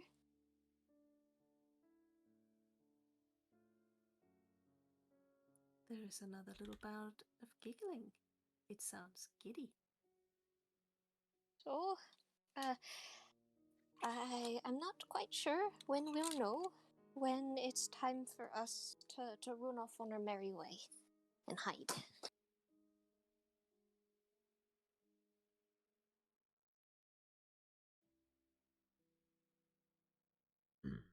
Silence is the answer.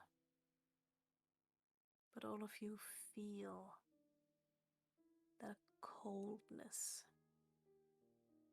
is starting to emanate from the spot in front of the statue. I suppose that means he's counting. All right, Suppose we should hide. hide. Good. Hide.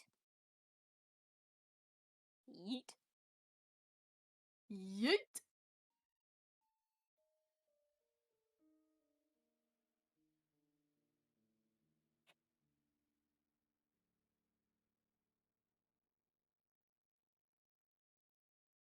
Hey, look, Father David is in the closet. I am opening the window. Out of the window. Opening the fucking window. All right.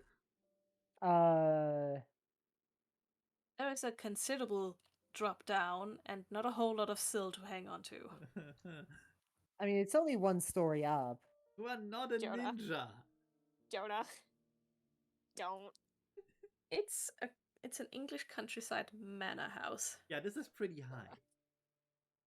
It's tall. About how high?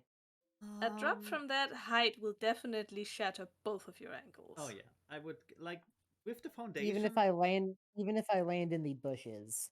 Yeah. Yes. Yep, it's not in comic book. Bushes are not soft objects. There's a lot As a of matter of fact, they are hard and full of branches that will poke you and scratch you. Also, in terms of height with the foundation, I would guess like 3.5 meters easily. At least. Probably it's more. It's oh yeah, it's more than that. Considering that that the main hall includes a double staircase. Oh right, yeah, I forgot about that. Yeah, don't fall out. You will die. Hmm. Counterpoint. Is this worse than being found by Probably. it? I mean, he can. Okay, imagine you lie in a bush, both your legs broken, and then he finds you. That, yeah. Just find a good spot and hide, buddy.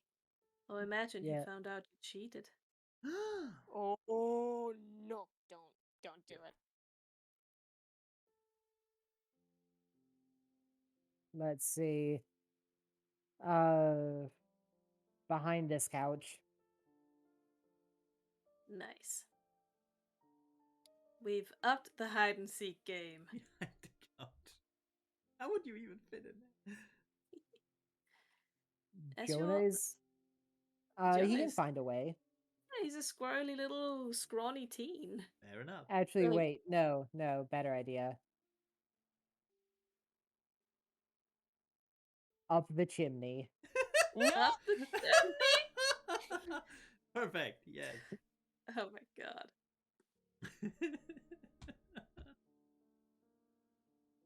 As you all settle into your hiding spots,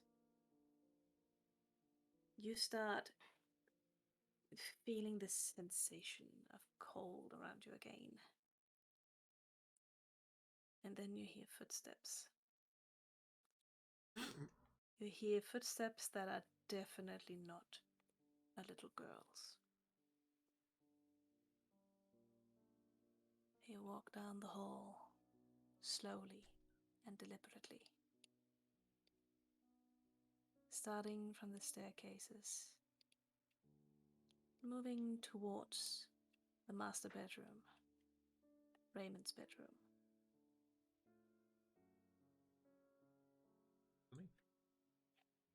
They stop for a moment, and you hear the sound of a creaking door. As long as we don't hear the Windows boot up sound. Stay away from my laptop, weird tall man.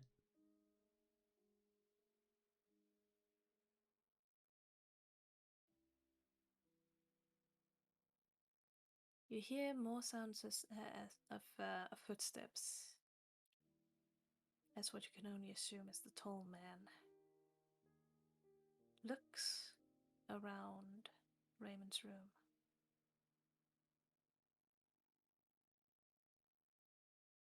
Something gets opened.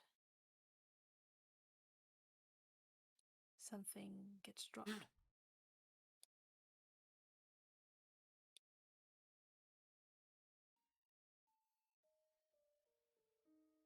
And then the footsteps exit the room again. You hear the door creaking again.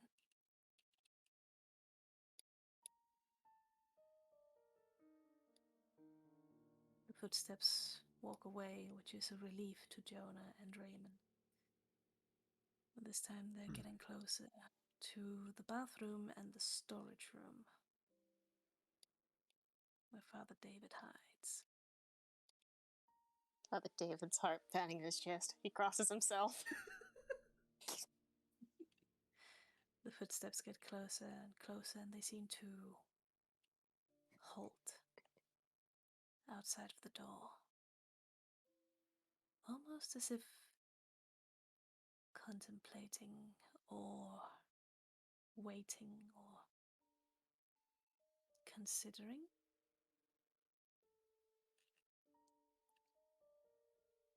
The door creaks.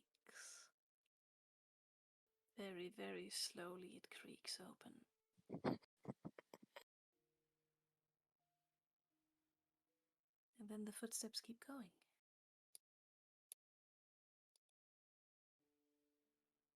They walk further away. Over towards the nursery, seeming to disappear down the hallway until they're almost inaudible.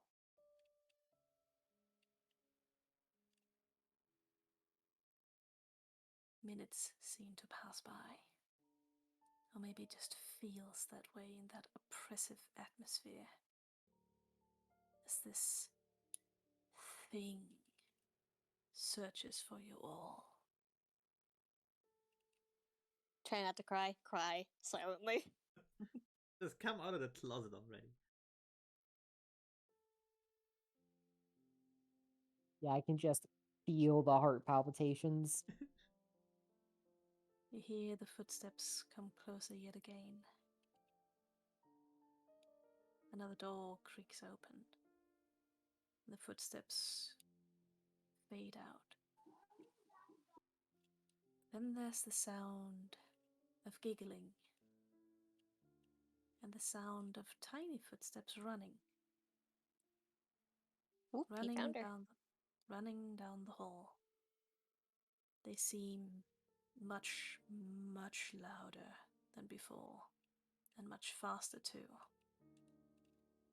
Several doors open and they slam shut.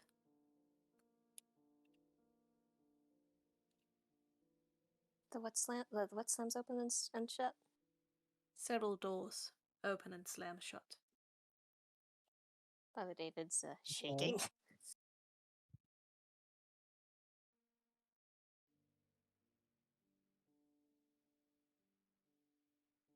Shaking, clutching onto his cross. Clutching his pearls.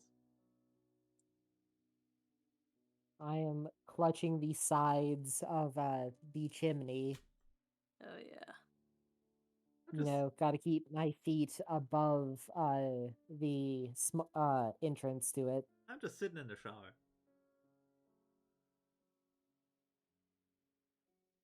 You hear the footsteps, the heavy ones, start getting closer again. Closer and closer.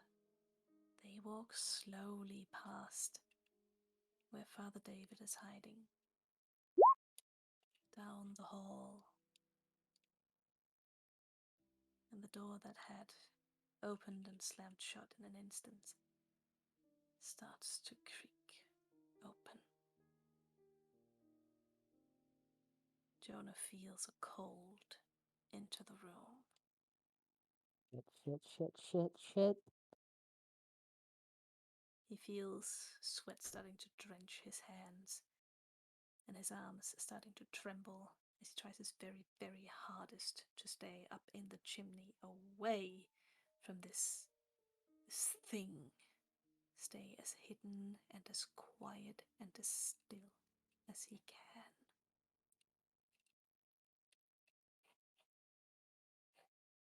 If this was D&D, I'd ask you to roll concentration. But let's go with a strength roll instead. Okay.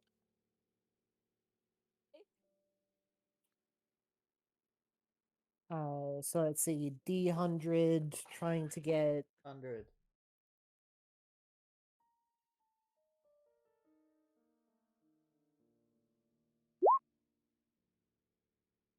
But wait, no. How did you roll strength? Yeah, I'm not sure.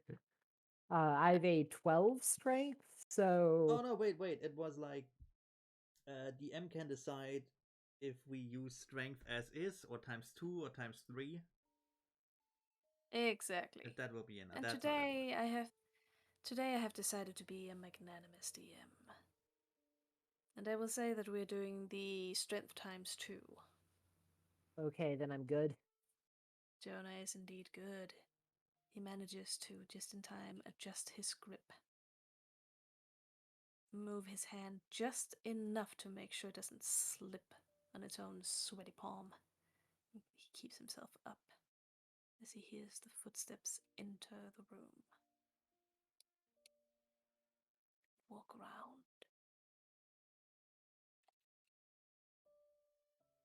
He hears a strange clicking noise from the corner of the room. He can't really make out what it is. It's mechanical and it's steady. It takes him a moment before he realizes it's the typewriter.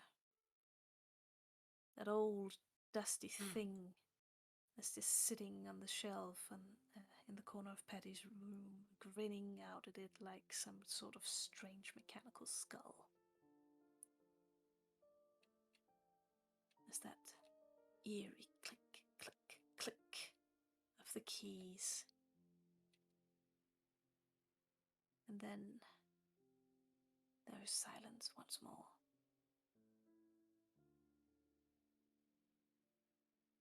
For a deafening 10 seconds, there is silence. Before the footsteps continue.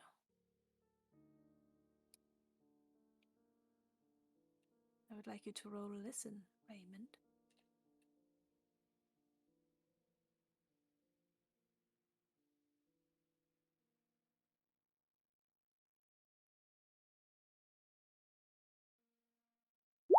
Yep. Raymond can only hear the pounding of his own heart as those footsteps come to a stop right outside of the bathroom door.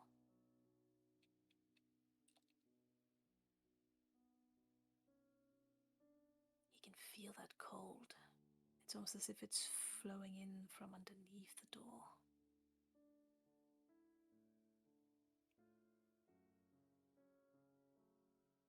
And when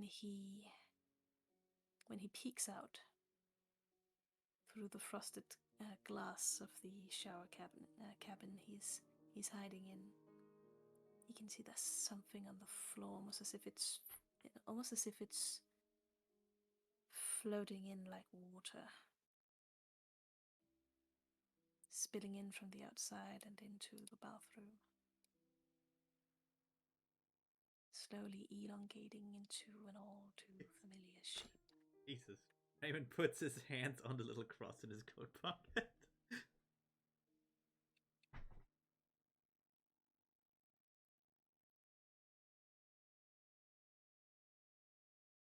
I would like you to roll. Let's see. What could we have you roll that's like close to Constitution?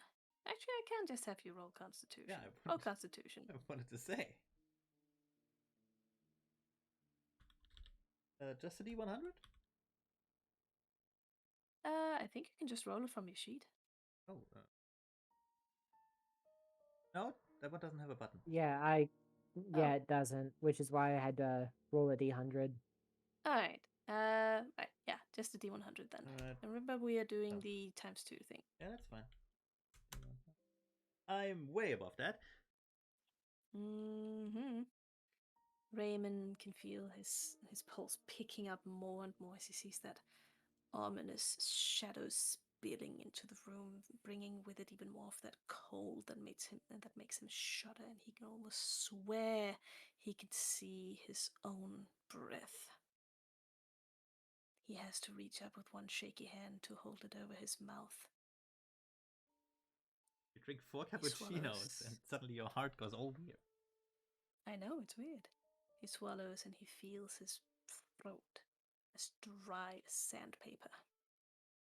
Raymond thinks about... His eyes. Raymond considers turning the shower on. No. His eyes widening. He feels that cold sensation creeping closer. Slowly turning towards him. Jesus, when you said slow, I didn't expect that. As that thing rises up from its own shadow, from just a flat image on the ground, and slowly turns his head to look directly at you. I mean... You move one foot. It's nothing but a panicked reaction to staring into what you can only describe as the face of a non-entity. Something so permeated with death that every single instinct is telling you to get away from it. And as you move your foot, it bumps into something. Panicked, you look down, you see something there in the shower cabin with you, and you can't help but let out a yelp. Is it soap? It's not soap. Okay. It's something familiar. Okay. Oh. God damn it. And just as you lock eyes upon it, it says, "Run." Alright.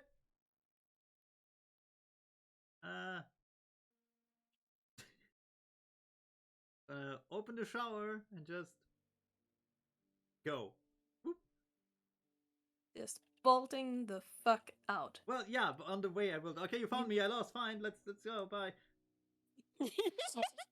Fueled on adrenaline, Raymond runs out as quickly as he can, feeling his heart pounding in his throat and hearing the sound of something behind him. Something horrible. Big, heavy footsteps running right at his heels and that Gonna go down. deranged, cackling laughter. Yeah, I'm running downstairs. Fuck this. Oh Yeah, no, I'm hearing this nonsense and I want no part of it. Raven! I will You're cheating! stay here. I'm not cheating. You already found me. I already lost last round. It's fine. I'm removing myself from the game board. More like he's gonna remove you from the fucking game board. No, no, the game board is only this floor. What we agreed upon. We also agreed on no cheating. You broke the rule first. Stay in your closet. Fine, maybe I will. As Raymond runs down, and you all hear that horrible, bone-chilling, cackling laugh, you sense the cold creeping in once more. Just to be sure. Just to be sure. I'm not cheating. It's the last round. I'm just going to get something to eat and drink. You can hear the panic in Raymond's voice as he tries to diffuse the situation, tries to calm himself down, tries to act as normal as he can without letting this get to him. But you can hear that his heart is beating in his throat, and he is trying his best to just stay alive and stay away from that thing. Father David fumbles with his phone, sends a message to Raymond.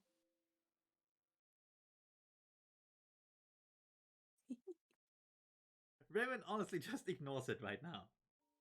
I can imagine Raymond just runs directly to the kitchen Yeah, and he's in the kitchen. grabs the nearest goddamn wine bottle and chucks it. No, he grabs the nearest wine bottle, but he holds it over his head as a weapon. Just come through the goddamn door. Well, yeah. You have the squirty gun.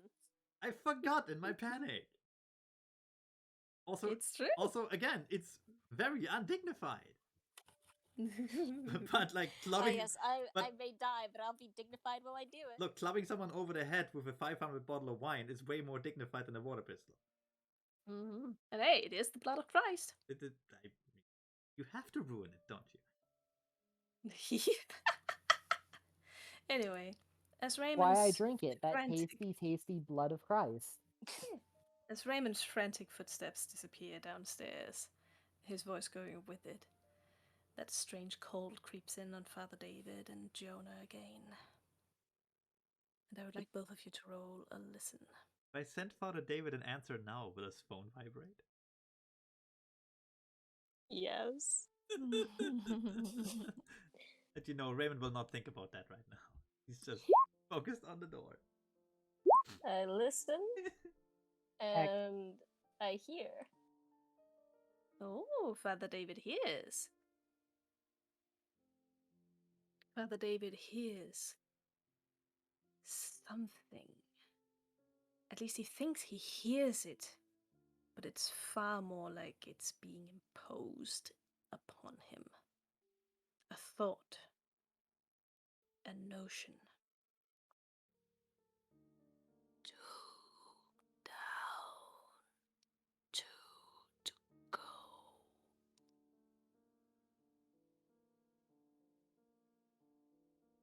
What game we're playing? He shudders. Cold sweat on his back, hands shaking, eyes darting in the dark of the wardrobe as he feels his heart throbbing at the base of his throat. The pressure behind his eyes for want to cry. Memories of his childhood, hiding in a closet, trying to escape that thing makes the scars on his back hurt. Clutches his phone to his chest, staring where he knows the door is. Breathing as silently as he can, the way he remembers how, opening up the airways as much as he can to make sure the passing of frantic air through his nose and mouth is silent as can be.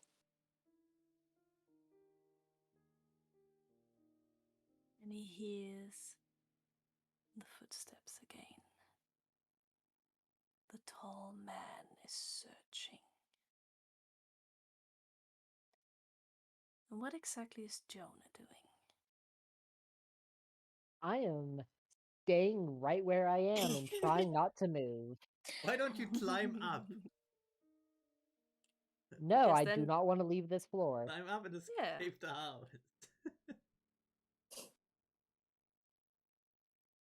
And then the phone vibrates. All of a sudden, Father David feels an immense pressure bearing down upon him, and that coldness returning. He hears the footsteps change direction and come towards him. Looks down on. He sees like a text. He turns like his finger just really like a quick little motion just flicks the notifications off. And he stares at the door, one hand clasped over his mouth, the Airplane other mode. gripping his phone. Airplane mode. I would like Father David to roll a spot hidden check. Boop boop. Ah, I make it. Aha! Father David feels something graze his hand as he clutches his phone and turns it off and turns the notifications off. He looks down and, unlike Raymond, he is comforted by what he sees. Oh. There's the little doll. It is leaning against him and it almost feels warm. Takes in a small breath and picks up the doll, holding it to his chest now instead of the phone, which is now in his pocket, thoroughly silenced. He stares, wide-eyed at the door, holding onto the doll, as if it were a real child.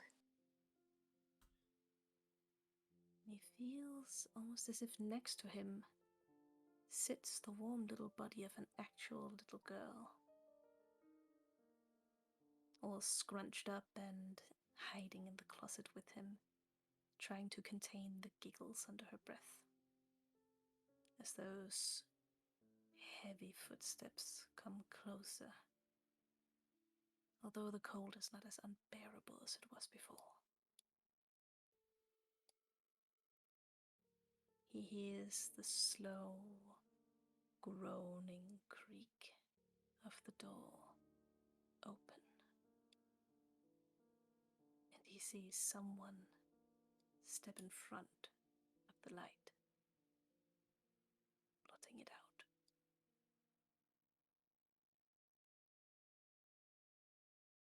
It's his breath.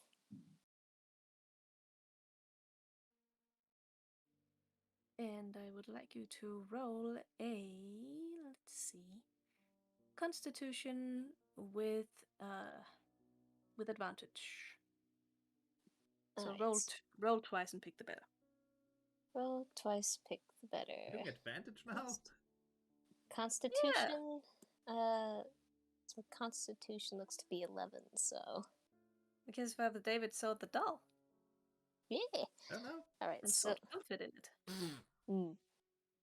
Alright. so I roll a d100 twice. Yes. Yeah. Alright. You pick the one that's lower. Exactly. Oh, yeah, there. Alright. 11. There you go. Very nice. Very nice. That's not my fucking constitution score. Mm-hmm. Hey, you didn't even need the times 2. Look at That is impressive. Damn, baby. Father David takes a deep breath. He takes a deep and silent breath, holding on to the little doll and feeling Esther next to him. He manages to push past his own fear and find that eye of the storm that he is so familiar with. But he also sees through it. He is no longer back in his childhood home. He is no longer hiding from some malevolent thing that he has felt the bite and sting of before. He is in a closet. He is with Esther, and they're just playing hide and seek. Nothing else.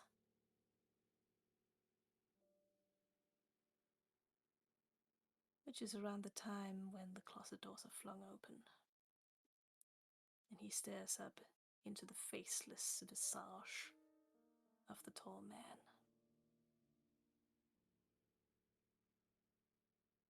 If he didn't know any better, he'd almost say there was a grin on those invisible features.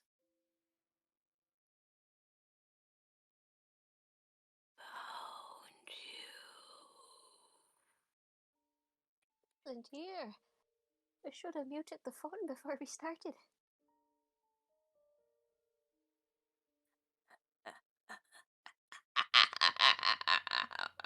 He just shrinks into the fucking thing. Oh, that was unsettling. Shoot your water pistol! He doesn't have a water pistol. How do you not have a water Oh, pistol? throw across at him. Throw across at him. He's already gone. With one ominous cackle, he disappears, almost as if blown away by the strange breeze that rips through the room, taking with it a tiny, distant, childlike giggle.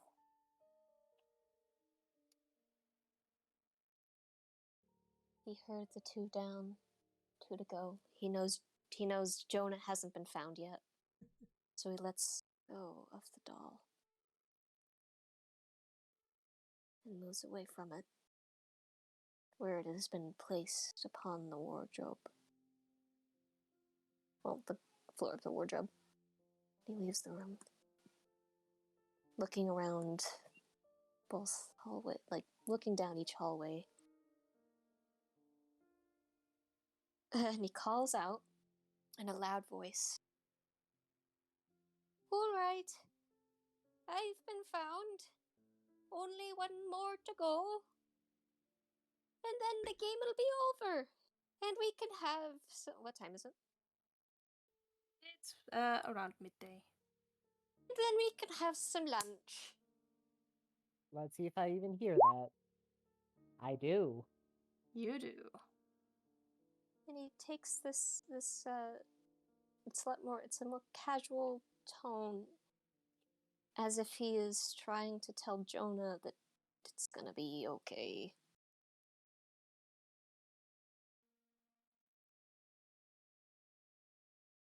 Peek. He starts to peek around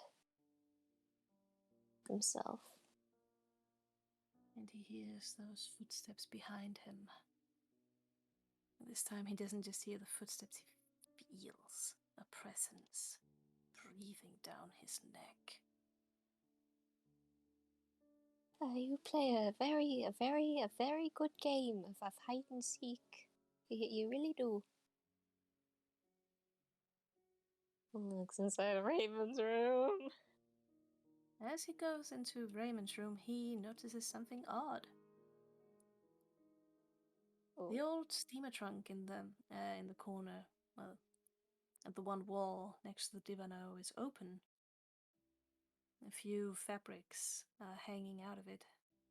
And in the middle of the carpet lies a strange thing. It's an old, decrepit Polaroid camera.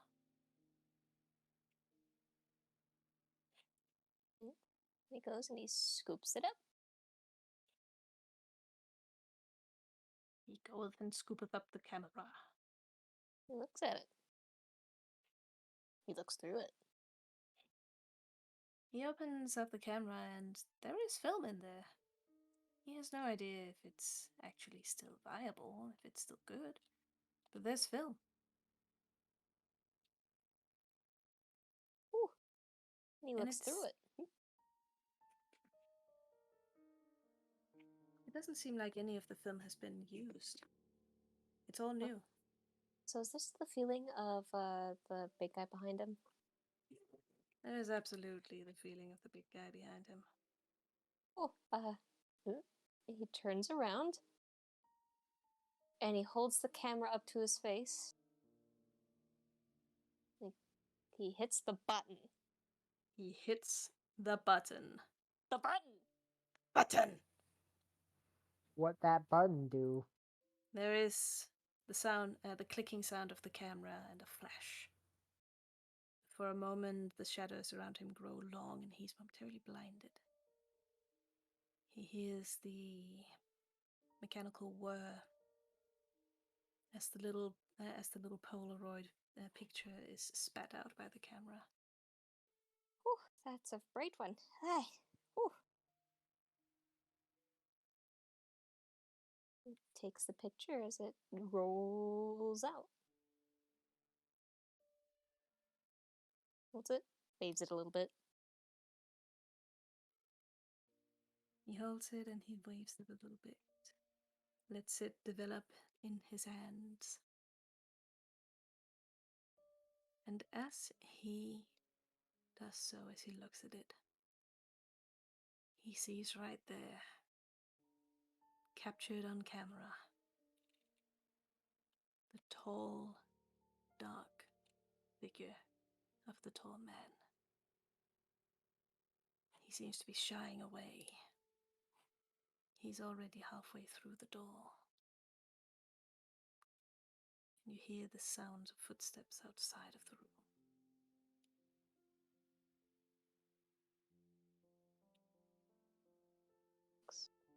He swallows and he follows, looking for where that presence left. Brother David can't seem to really locate it proper. Meanwhile, Jonah feels a coldness creeping up on him. Time to roll strength again. Yes, Still ×2. yes. Well, actually, this time, first I'd like you to roll a listen check. Okay. Oop. You do I not will fail. You do not succeed. Your heart is so loud in your ears as you hear the footsteps of the tall man creep inside of the room. Something is a little different this time. The door didn't open. You brace yourself. You know that you have to hold on tight. You swallow. You feel the sweat dripping off of you. Your limbs start trembling again as he walks around in the room, looking this way and that. And then, all of a sudden, you feel something on your arm. Roll Constitution. Okay. My constitution's terrible. This is probably going to be it.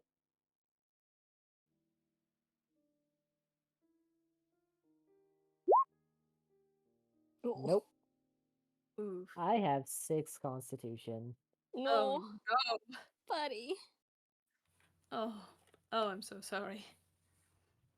Jonah feels something on his arm, and he is so on edge. He is so stressed with so much panic tightly wound in his chest that he cannot help but move his arm with a startled gasp.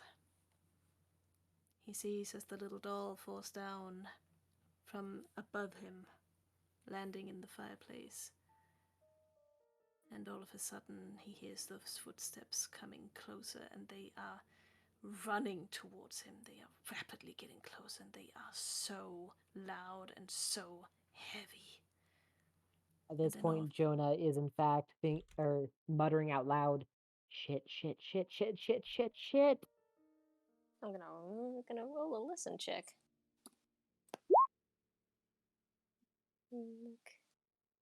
And Father David absolutely. He doesn't. He might not hear Jonah muttering, but he absolutely heard the footsteps. You don't need to roll a listen for that. You were right outside the door. whew, he also heard the muttering. Yeah. He opened the door, swing open. Jonah? And just as Father David swings the doors open and bursts in, Jonah sees. It's almost as if the ash below him grows into. It was whirled up from the door landing in it, but it seems like it grows into long black tendrils reaching up for him. And when they get close enough, he realizes that they are arms and they are coming directly for him. They seem to be going for his throat. And he hears in his ear, "Found you." Right Oh, before Father David bursts in, and the smoke and the ash, the darkness all dissipate in a puff. He loses his grip and finally falls on his bum in the fireplace. oh no. Now imagine you had Those are- clung to the outside. He went Fair, inside the fair. chimney. Boy needs a bath. Mm-hmm. Father David Yeah. doesn't care though. He finds his sooty little boy and he holds him tight. Actually, wait. When was the last time this chimney was actually, or that fireplace was actually used? Before you moved in. Yeah, it's actually still probably. It also probably hasn't been cleaned any. Probably not. It hasn't really. Little sooty boy. Hey, Yeah, little so sooty I'm boy. now just covered in food and just coughing wildly now, as I had managed to somehow not.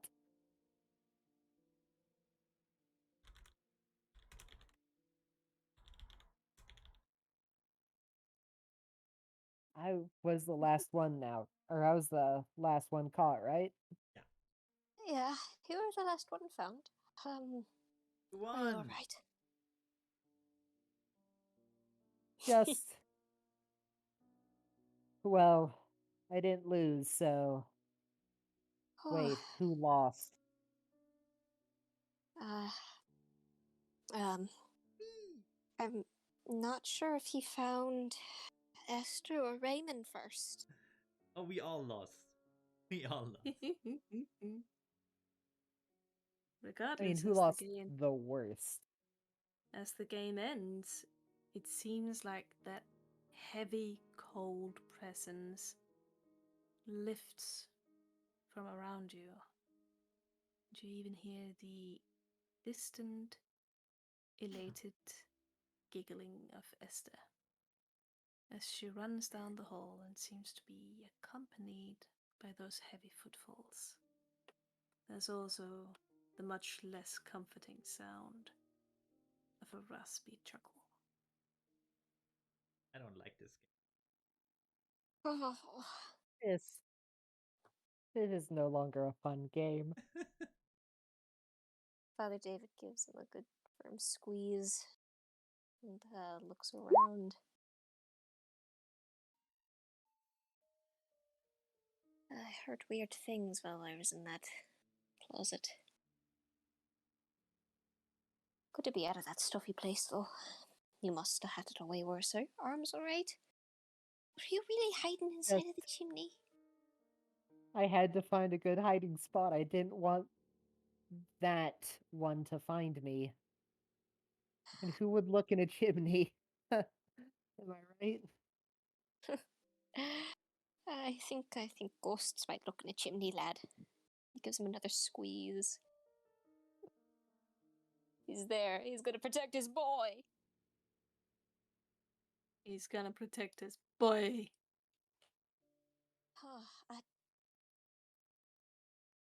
Jonah, the tall Yeah. man took this out of the trunk in Raymond's room. Sorry, Mr. Shafter's room. He shows him the camera and then shows him the picture of the tall man, like, kind of like ass halfway out the door. Yep. One thing that strikes you is that is the clearest picture you've ever seen of him. Is he You can cheeked see up? he is he's How sadly not much very no, how he's not much very cake is this man carrying around? he's the tall man, he's not the cake man. No. He's got a severe Okay. lack of cake. Okay. So he doesn't really have an ass so much as a long back. Exactly. I wonder if we could get him a pair of underwear for Christmas. Fucking How David. would they hold up? Well, Suspenders. just suspenders, and some underwears might do him some good. How do you think, Jonah? He's trying to make you laugh. Uh, yeah, you can bring him back into style. Yeah, who wouldn't want to see a tall feller in boxer shorts and suspenders meandering around in the hallway? Jonah, Uh, would you for a moment be so kind as to roll me idea with advantage? all right. No success. Well then. God damn it, well, you remember nothing. Jonah is dumb. Jonah is high on adrenaline and terrified right now. I think he has excuses. Oh, I want to know what it says so bad. Nah, he's just kind of stupid. I want to know what it says so bad. Damn it.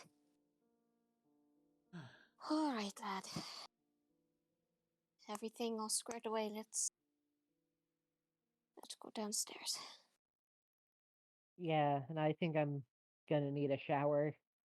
Oh yeah, you are quite a sooty little lad. Look like a chimney sweep. A chimney sweep. Guess like a that's little what I'd chimney have to. Guess it's what I'd have to do in a Dickens novel. Probably. He has an arm kind of wrapped around Jonah. Gonna protect his boy, and they're gonna mosey on downstairs. Protect the boy. Protect the boy. Protect the boy. Protect the boy. And They're let's gonna go see. downstairs, and when they get to the kitchen, Father David's gonna knock on the door 3 times. Oh yeah. I'm just gonna put you right outside the kitchen to save you some trouble. There you go.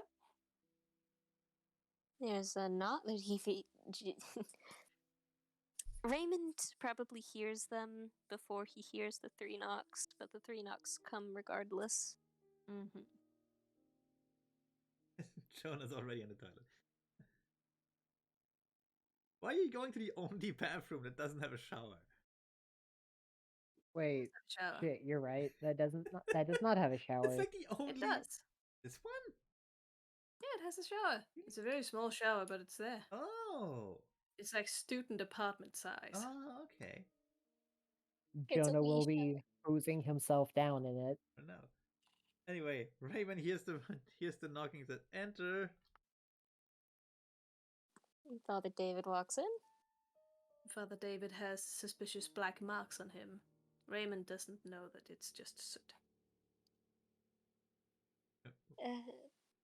Father David walks in. Suspicious black marks on him. He grins. Raven is drinking from a wine glass. His hand is shaking, like a lot. So is the wine glass. In fact, when Father David looks down, there are wine spritzers everywhere. Oh my, Raymond, are you alright? He goes over and he reaches out a darkened hand. What did you touch? Sorry. He looks down at his hand, tries to wipe it off on the black outfit. It comes back even darker. That will. Oh. But don't worry, we can buy you a new outfit. Maybe something more Oh fashionable. no, it just needs a good. You want a bottle of wine or Just two? gives him a deadpan. Want a bottle of wine or two? I could use one. As he Uh, as he carefully drinks from his glass of wine again, just slobbering half of it over himself.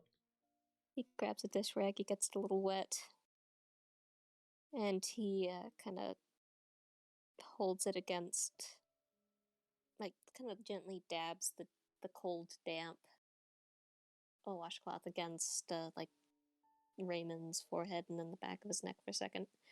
Oh, you look like you had the devil scared out of you. One way of putting it.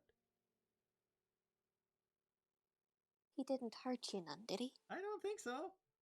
Although I ran pretty fast. I don't know if he got my back. I don't feel blood. Would you? I don't smell blood, so that's probably fine. You can smell blood? Either way, would you like me to take a look at your back?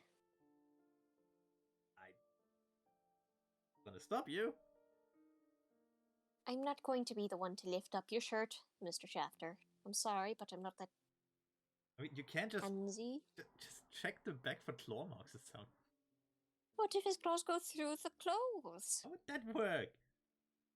He's a ghost. I don't know. Ghosts do weird shit like that. It's a limit to the Either amount. way. It's a limit to the amount of weird shit I'm just prepared to believe today. Either way, he sighs, rolls his eyes, and gently, like, very gently, very deliberately, kind of like presses his hand along Raymond's back, going from, like, the upper part of one side to the upper part of the other side, then down the upper part of one side, upper part is the other side. Raymond is sweating the life out of himself, but his suit is so well made you could never tell. You could never tell, and he can't tell. Pale. So he doesn't even think that he might be bleeding. Exactly. All right. I'm probably not. Is there any pain at all? There are some heart palpitation, but I assume it's the immense trauma and also the coffee I drank. To mention the wine. Possibly. You might want to slow down there a bit, Mr. Shafter. Yes, that might be a good. Yes, that would probably be a good idea. As he empties the glass and pours himself another. He frowns, but sighs, and dabs the cold, damp washcloth against Raymond's, like, temples and forehead, and then the back of his neck again, kind of cooling him off and dabbing away the sweat. Still, this. Jonas. We will. I don't think we will ever play hide and seek again. At least not with me. That is all right. Jonah got a right scare too. Fell right on his bum. He went and took a shower. He'd been hiding in the chimney. Fell on its bum. He did. He fell on his bum. He fell Yeah. his bum. He's not gonna say ours. Fell on his posterior. His gluteus maximus. Yeah. His rear end. Jonah. His sitting muscle. His sitting muscle. Jonah walks in and just sees, like, Father David, still very sooty, very gently, like, dabbing a wet washcloth on Raymond's, like, face and his neck. Yeah, so Jonah's walking in, freshly showered, wearing new clothes, or at least a different set of clothes. Yeah, I think you also need a shower too, Father. Sorry, I kinda got suit on you. Oh, no need to apologize. It's all right. It's not hurting nothing. I hope it didn't give you any additional start, Mr. Shafter.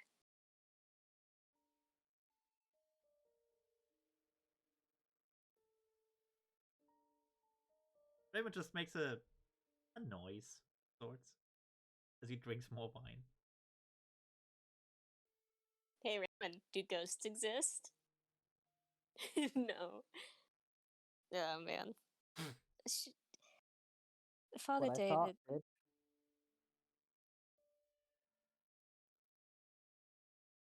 he's gonna sit there for a while with Raymond, only going back to the sink once to squeeze out the cloth, grab a bowl, fill it with cold water, and go with the bowl and the cloth and sit down and continue to like try to soothe Mr. Shafter. It's alright, nobody's hurt. It was just a very intense game. Very intense game.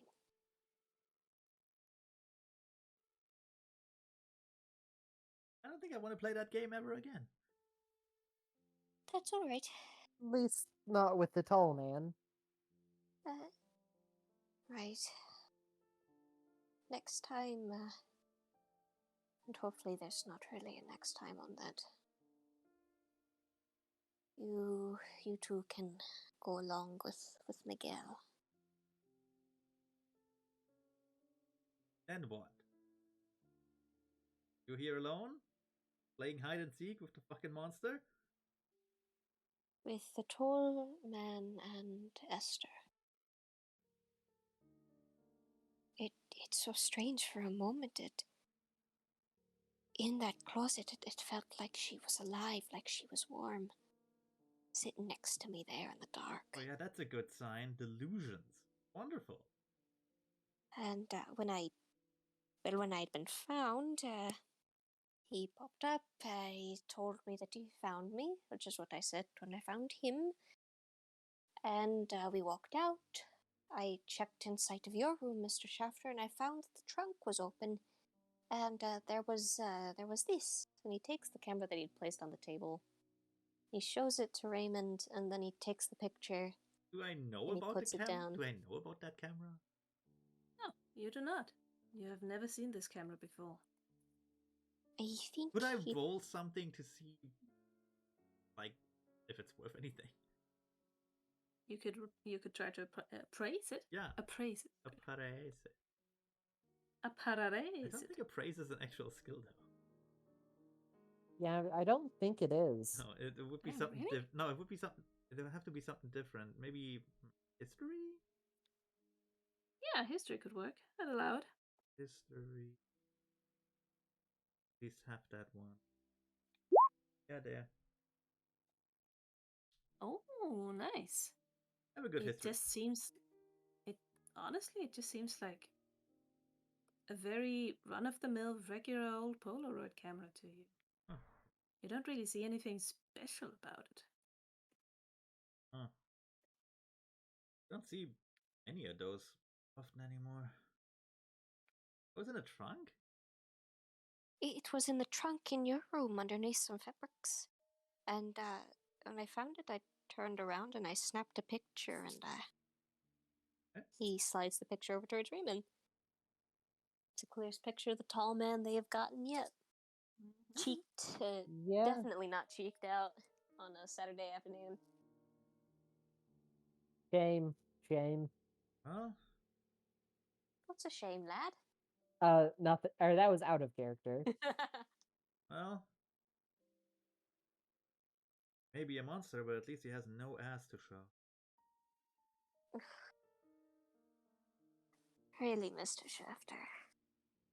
What? Look at it. There's no ass here. I'd be more concerned if. You know what? Never mind. He was cheeked up to hell and back.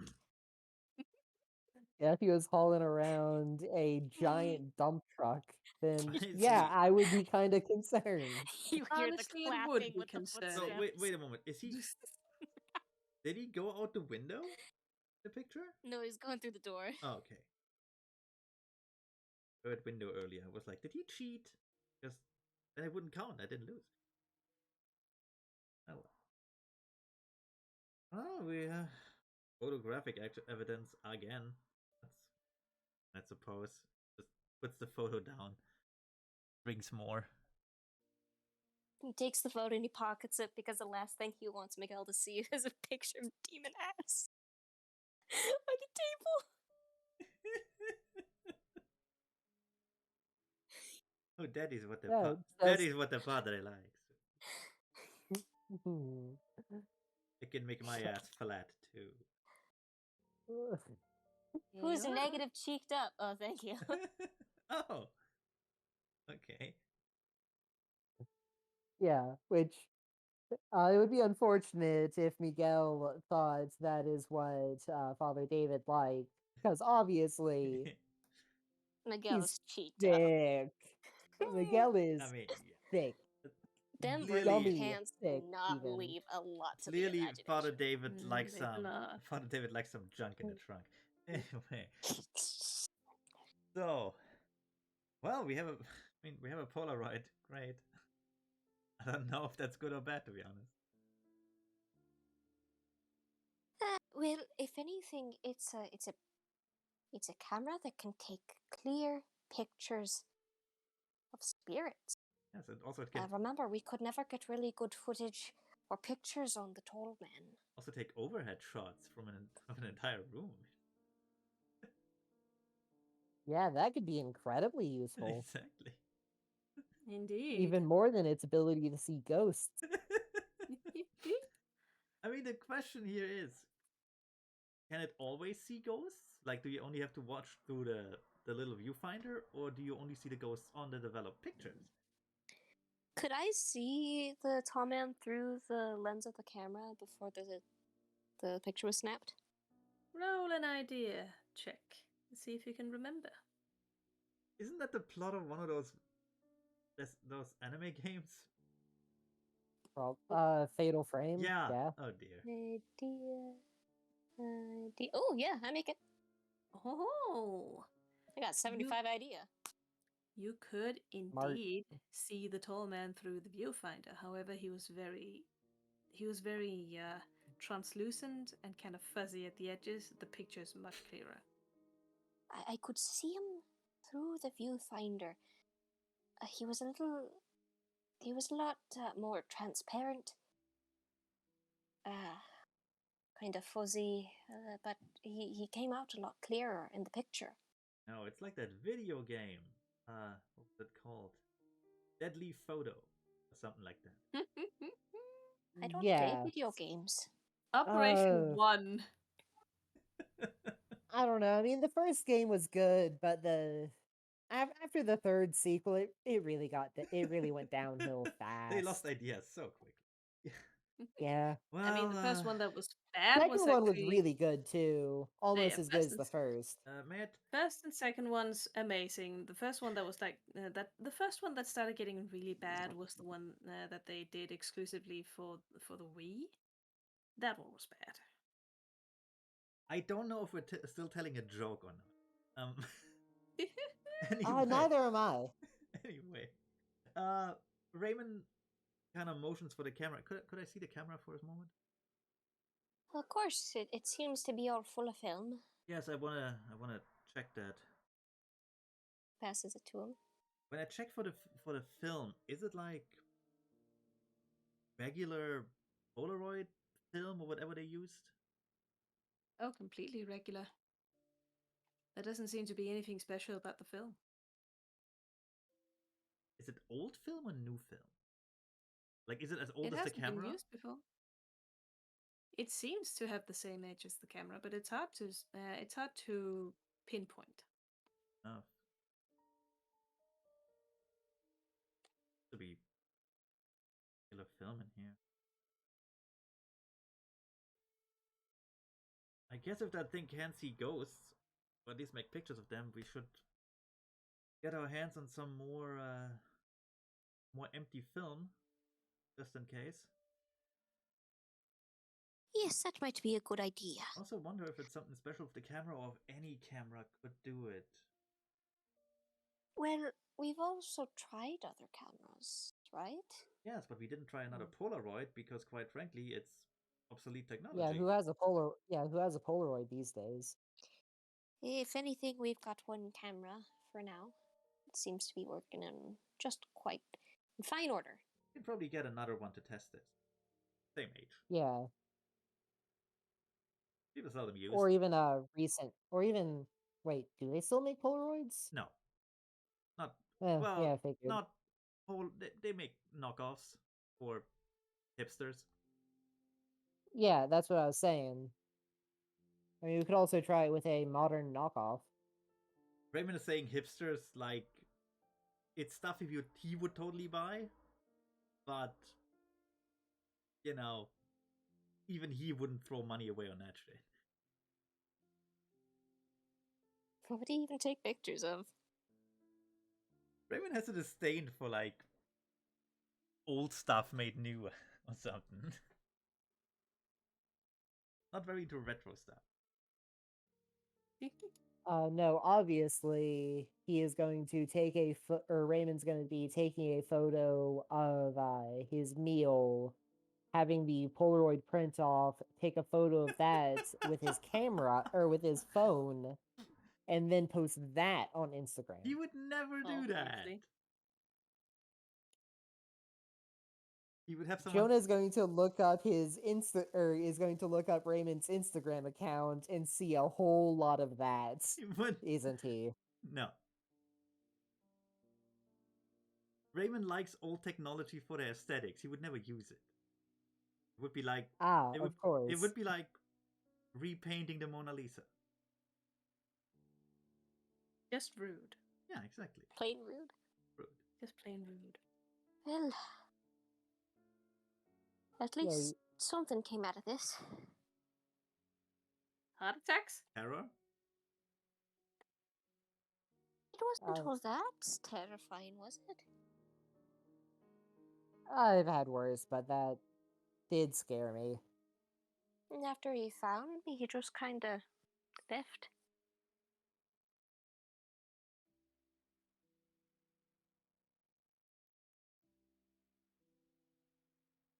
Yeah, same for me, honestly. Well, I couldn't say if he left because I left earlier. And much quicker. Ah, yes, I could hear you running. Whew. The game was over. I hope the tall man knows that. Otherwise he will still be on that floor. Where we where we sleep. Or where I sleep. Where some of you sleep. He left. Fucking tough floor privilege. I heard him leaving with Esther.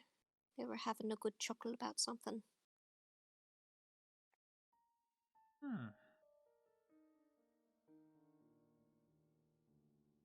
They understood it was the end of the game. Well, anywho, once I sober up a bit, I shall look for more Polaroid camera things. I'm sure you can just order some online. That's what I mean. Oh yes, try to take it easy tonight, Mr. Shafter. I know these things are a little hard to grasp when you've... 3 days later, it's just an Amazon box with 50 Polaroid cameras in it. Lord. Oh, look! Half of it is here. Try and take it nice and easy, Mr. Shafter. You've had a rough hide-and-go-seek.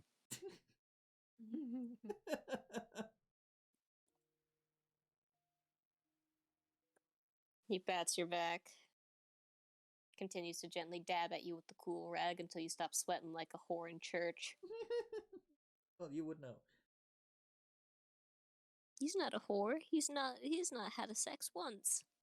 He's not had even a single sex even once. He's Not even had a single crumb. sex- Not even a crumb. Not even a crumb of cooch. Or booch, for that matter. Mm-hmm. Don't say a crumb of cooch. Please, would you spare but a crumb of coochie? No. But a single crumb of coochie. But a You will pittance, really. get But a pittance nothing. of coochie. No. You will get tiniest. nothing. Good Just- day, sir. Good day. Please, good sir, just the tiniest sniff of snooch. Oh, stop it. No, that laugh sound Stop it! on recording. Stop it! Alright, anyway. So what's... I don't know if we accomplished anything today. What is our plan now? Okay. Did Jonah leave a track of soot on the ground? Shit, probably. Oh yeah. Yeah. After Raymond's kind of like no longer having an active panic attack. Father David sits Jonah down with a sandwich and a cup of tea and tells him to sit tight and he'll be back in a minute. And let me look around with my little eyeballs. Yes, there it is. Raymond is go. really worried that when Father David disappears, he will just be like candle jacked away or something and never return. Well, you never know. You did just have a close encounter with the tall man, after all. He's gonna go and he's gonna grab a mop. I grab a bucket and a mop. That's a sooty boy. I mean, bucket, Jonah will eat half of his sandwich and then help you clean. No. You get to sit down He and you get to have your lunch. insists. No. Jonah insists. He's running up the stairs. Like, no. You go down and you eat your sandwich. You're too skinny. I'll clean downstairs then. Fine. But eat the rest of your lunch first, young man. I know you can't inhale things that fast. Lord. Oh my I will God. finish it. I'm saving it for later. I love Daddy David. Don't call him that. Don't. Ugh. He's like, he gives him like this stern look when he refuses to go back and finish his sandwich. He like holds up the finger like he's about to scold him. You can finish your sandwich later. I will. But you're also not getting the stairs. I'm getting the stairs too. Now hop off. Half of the stairs. There are two stairs there. I only No, went there's down only- one. Now he went up and down the stairs in a circle. No. You've had a right scare today. You're going to take it easy like Mr. Shafter. Yeah, come here, open a bottle of wine or two. And if Mr. Shafter No. tries to get you to drink too much wine, I'm going to have a stern word with him. I'm gonna Okay, have so I can have a stern word with little. your other father. Oh, okay, so I can have a little. Got it. You can have a little bit Yeah, of what is- wine as a treat. Isn't he of treat. legal drinking age? UK? Yeah, sure. Yeah, what? Oh, yeah, probably. Yeah, he can have a little bit of wine as a treat, but He not can too have much. just a little bit of wine. He'll need it after this entire hide and seek experience. Now, you'll be a good lad. You can clean up a little bit. For now, you can go and sit down. I'll give you the bucket and the mop when I'm done.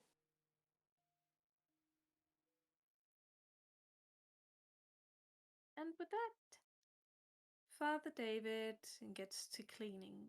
Jonah gets to eating the rest of his sandwich, No, Jonah is cleaning. Jonah is cleaning the downstairs. cleaning downstairs, and also eating the rest of his sandwich because Father David told him to. He can multitask. Sandwich in his mouth. Got two Oh hands free, no, baby. I'm late for ghost school. I'm late for go school. As Father David cleans the upstairs, he feels no ominous presence, no strange, oppressive cold bearing down on him. He doesn't even feel that familiar sensation of being watched or observed. But he also doesn't feel the sweet and light presence of Esther. He doesn't even hear anything. It appears that this little round and this little game of hide and seek has sated both of these apparitions. And as he tidies up around the second floor, he even comes across the coloring book which has a new little message written on one of the pages. Thank you for playing. I'm tired now. Oh. Sweet dreams, wee lamb. He touches the book and he closes it. He takes out the old storybook and he puts it down. He'll read to the open air later, just in case she might be listening. He's always listening. Always listening. Always listening, Always and forever. Wazowski. Always listening, Wazowski. And with that, I do believe that that's a wrap for today. I hope you all had a good time, and I hope all of you listeners out there, yes, all 2 of you, I see you, have a wonderful evening.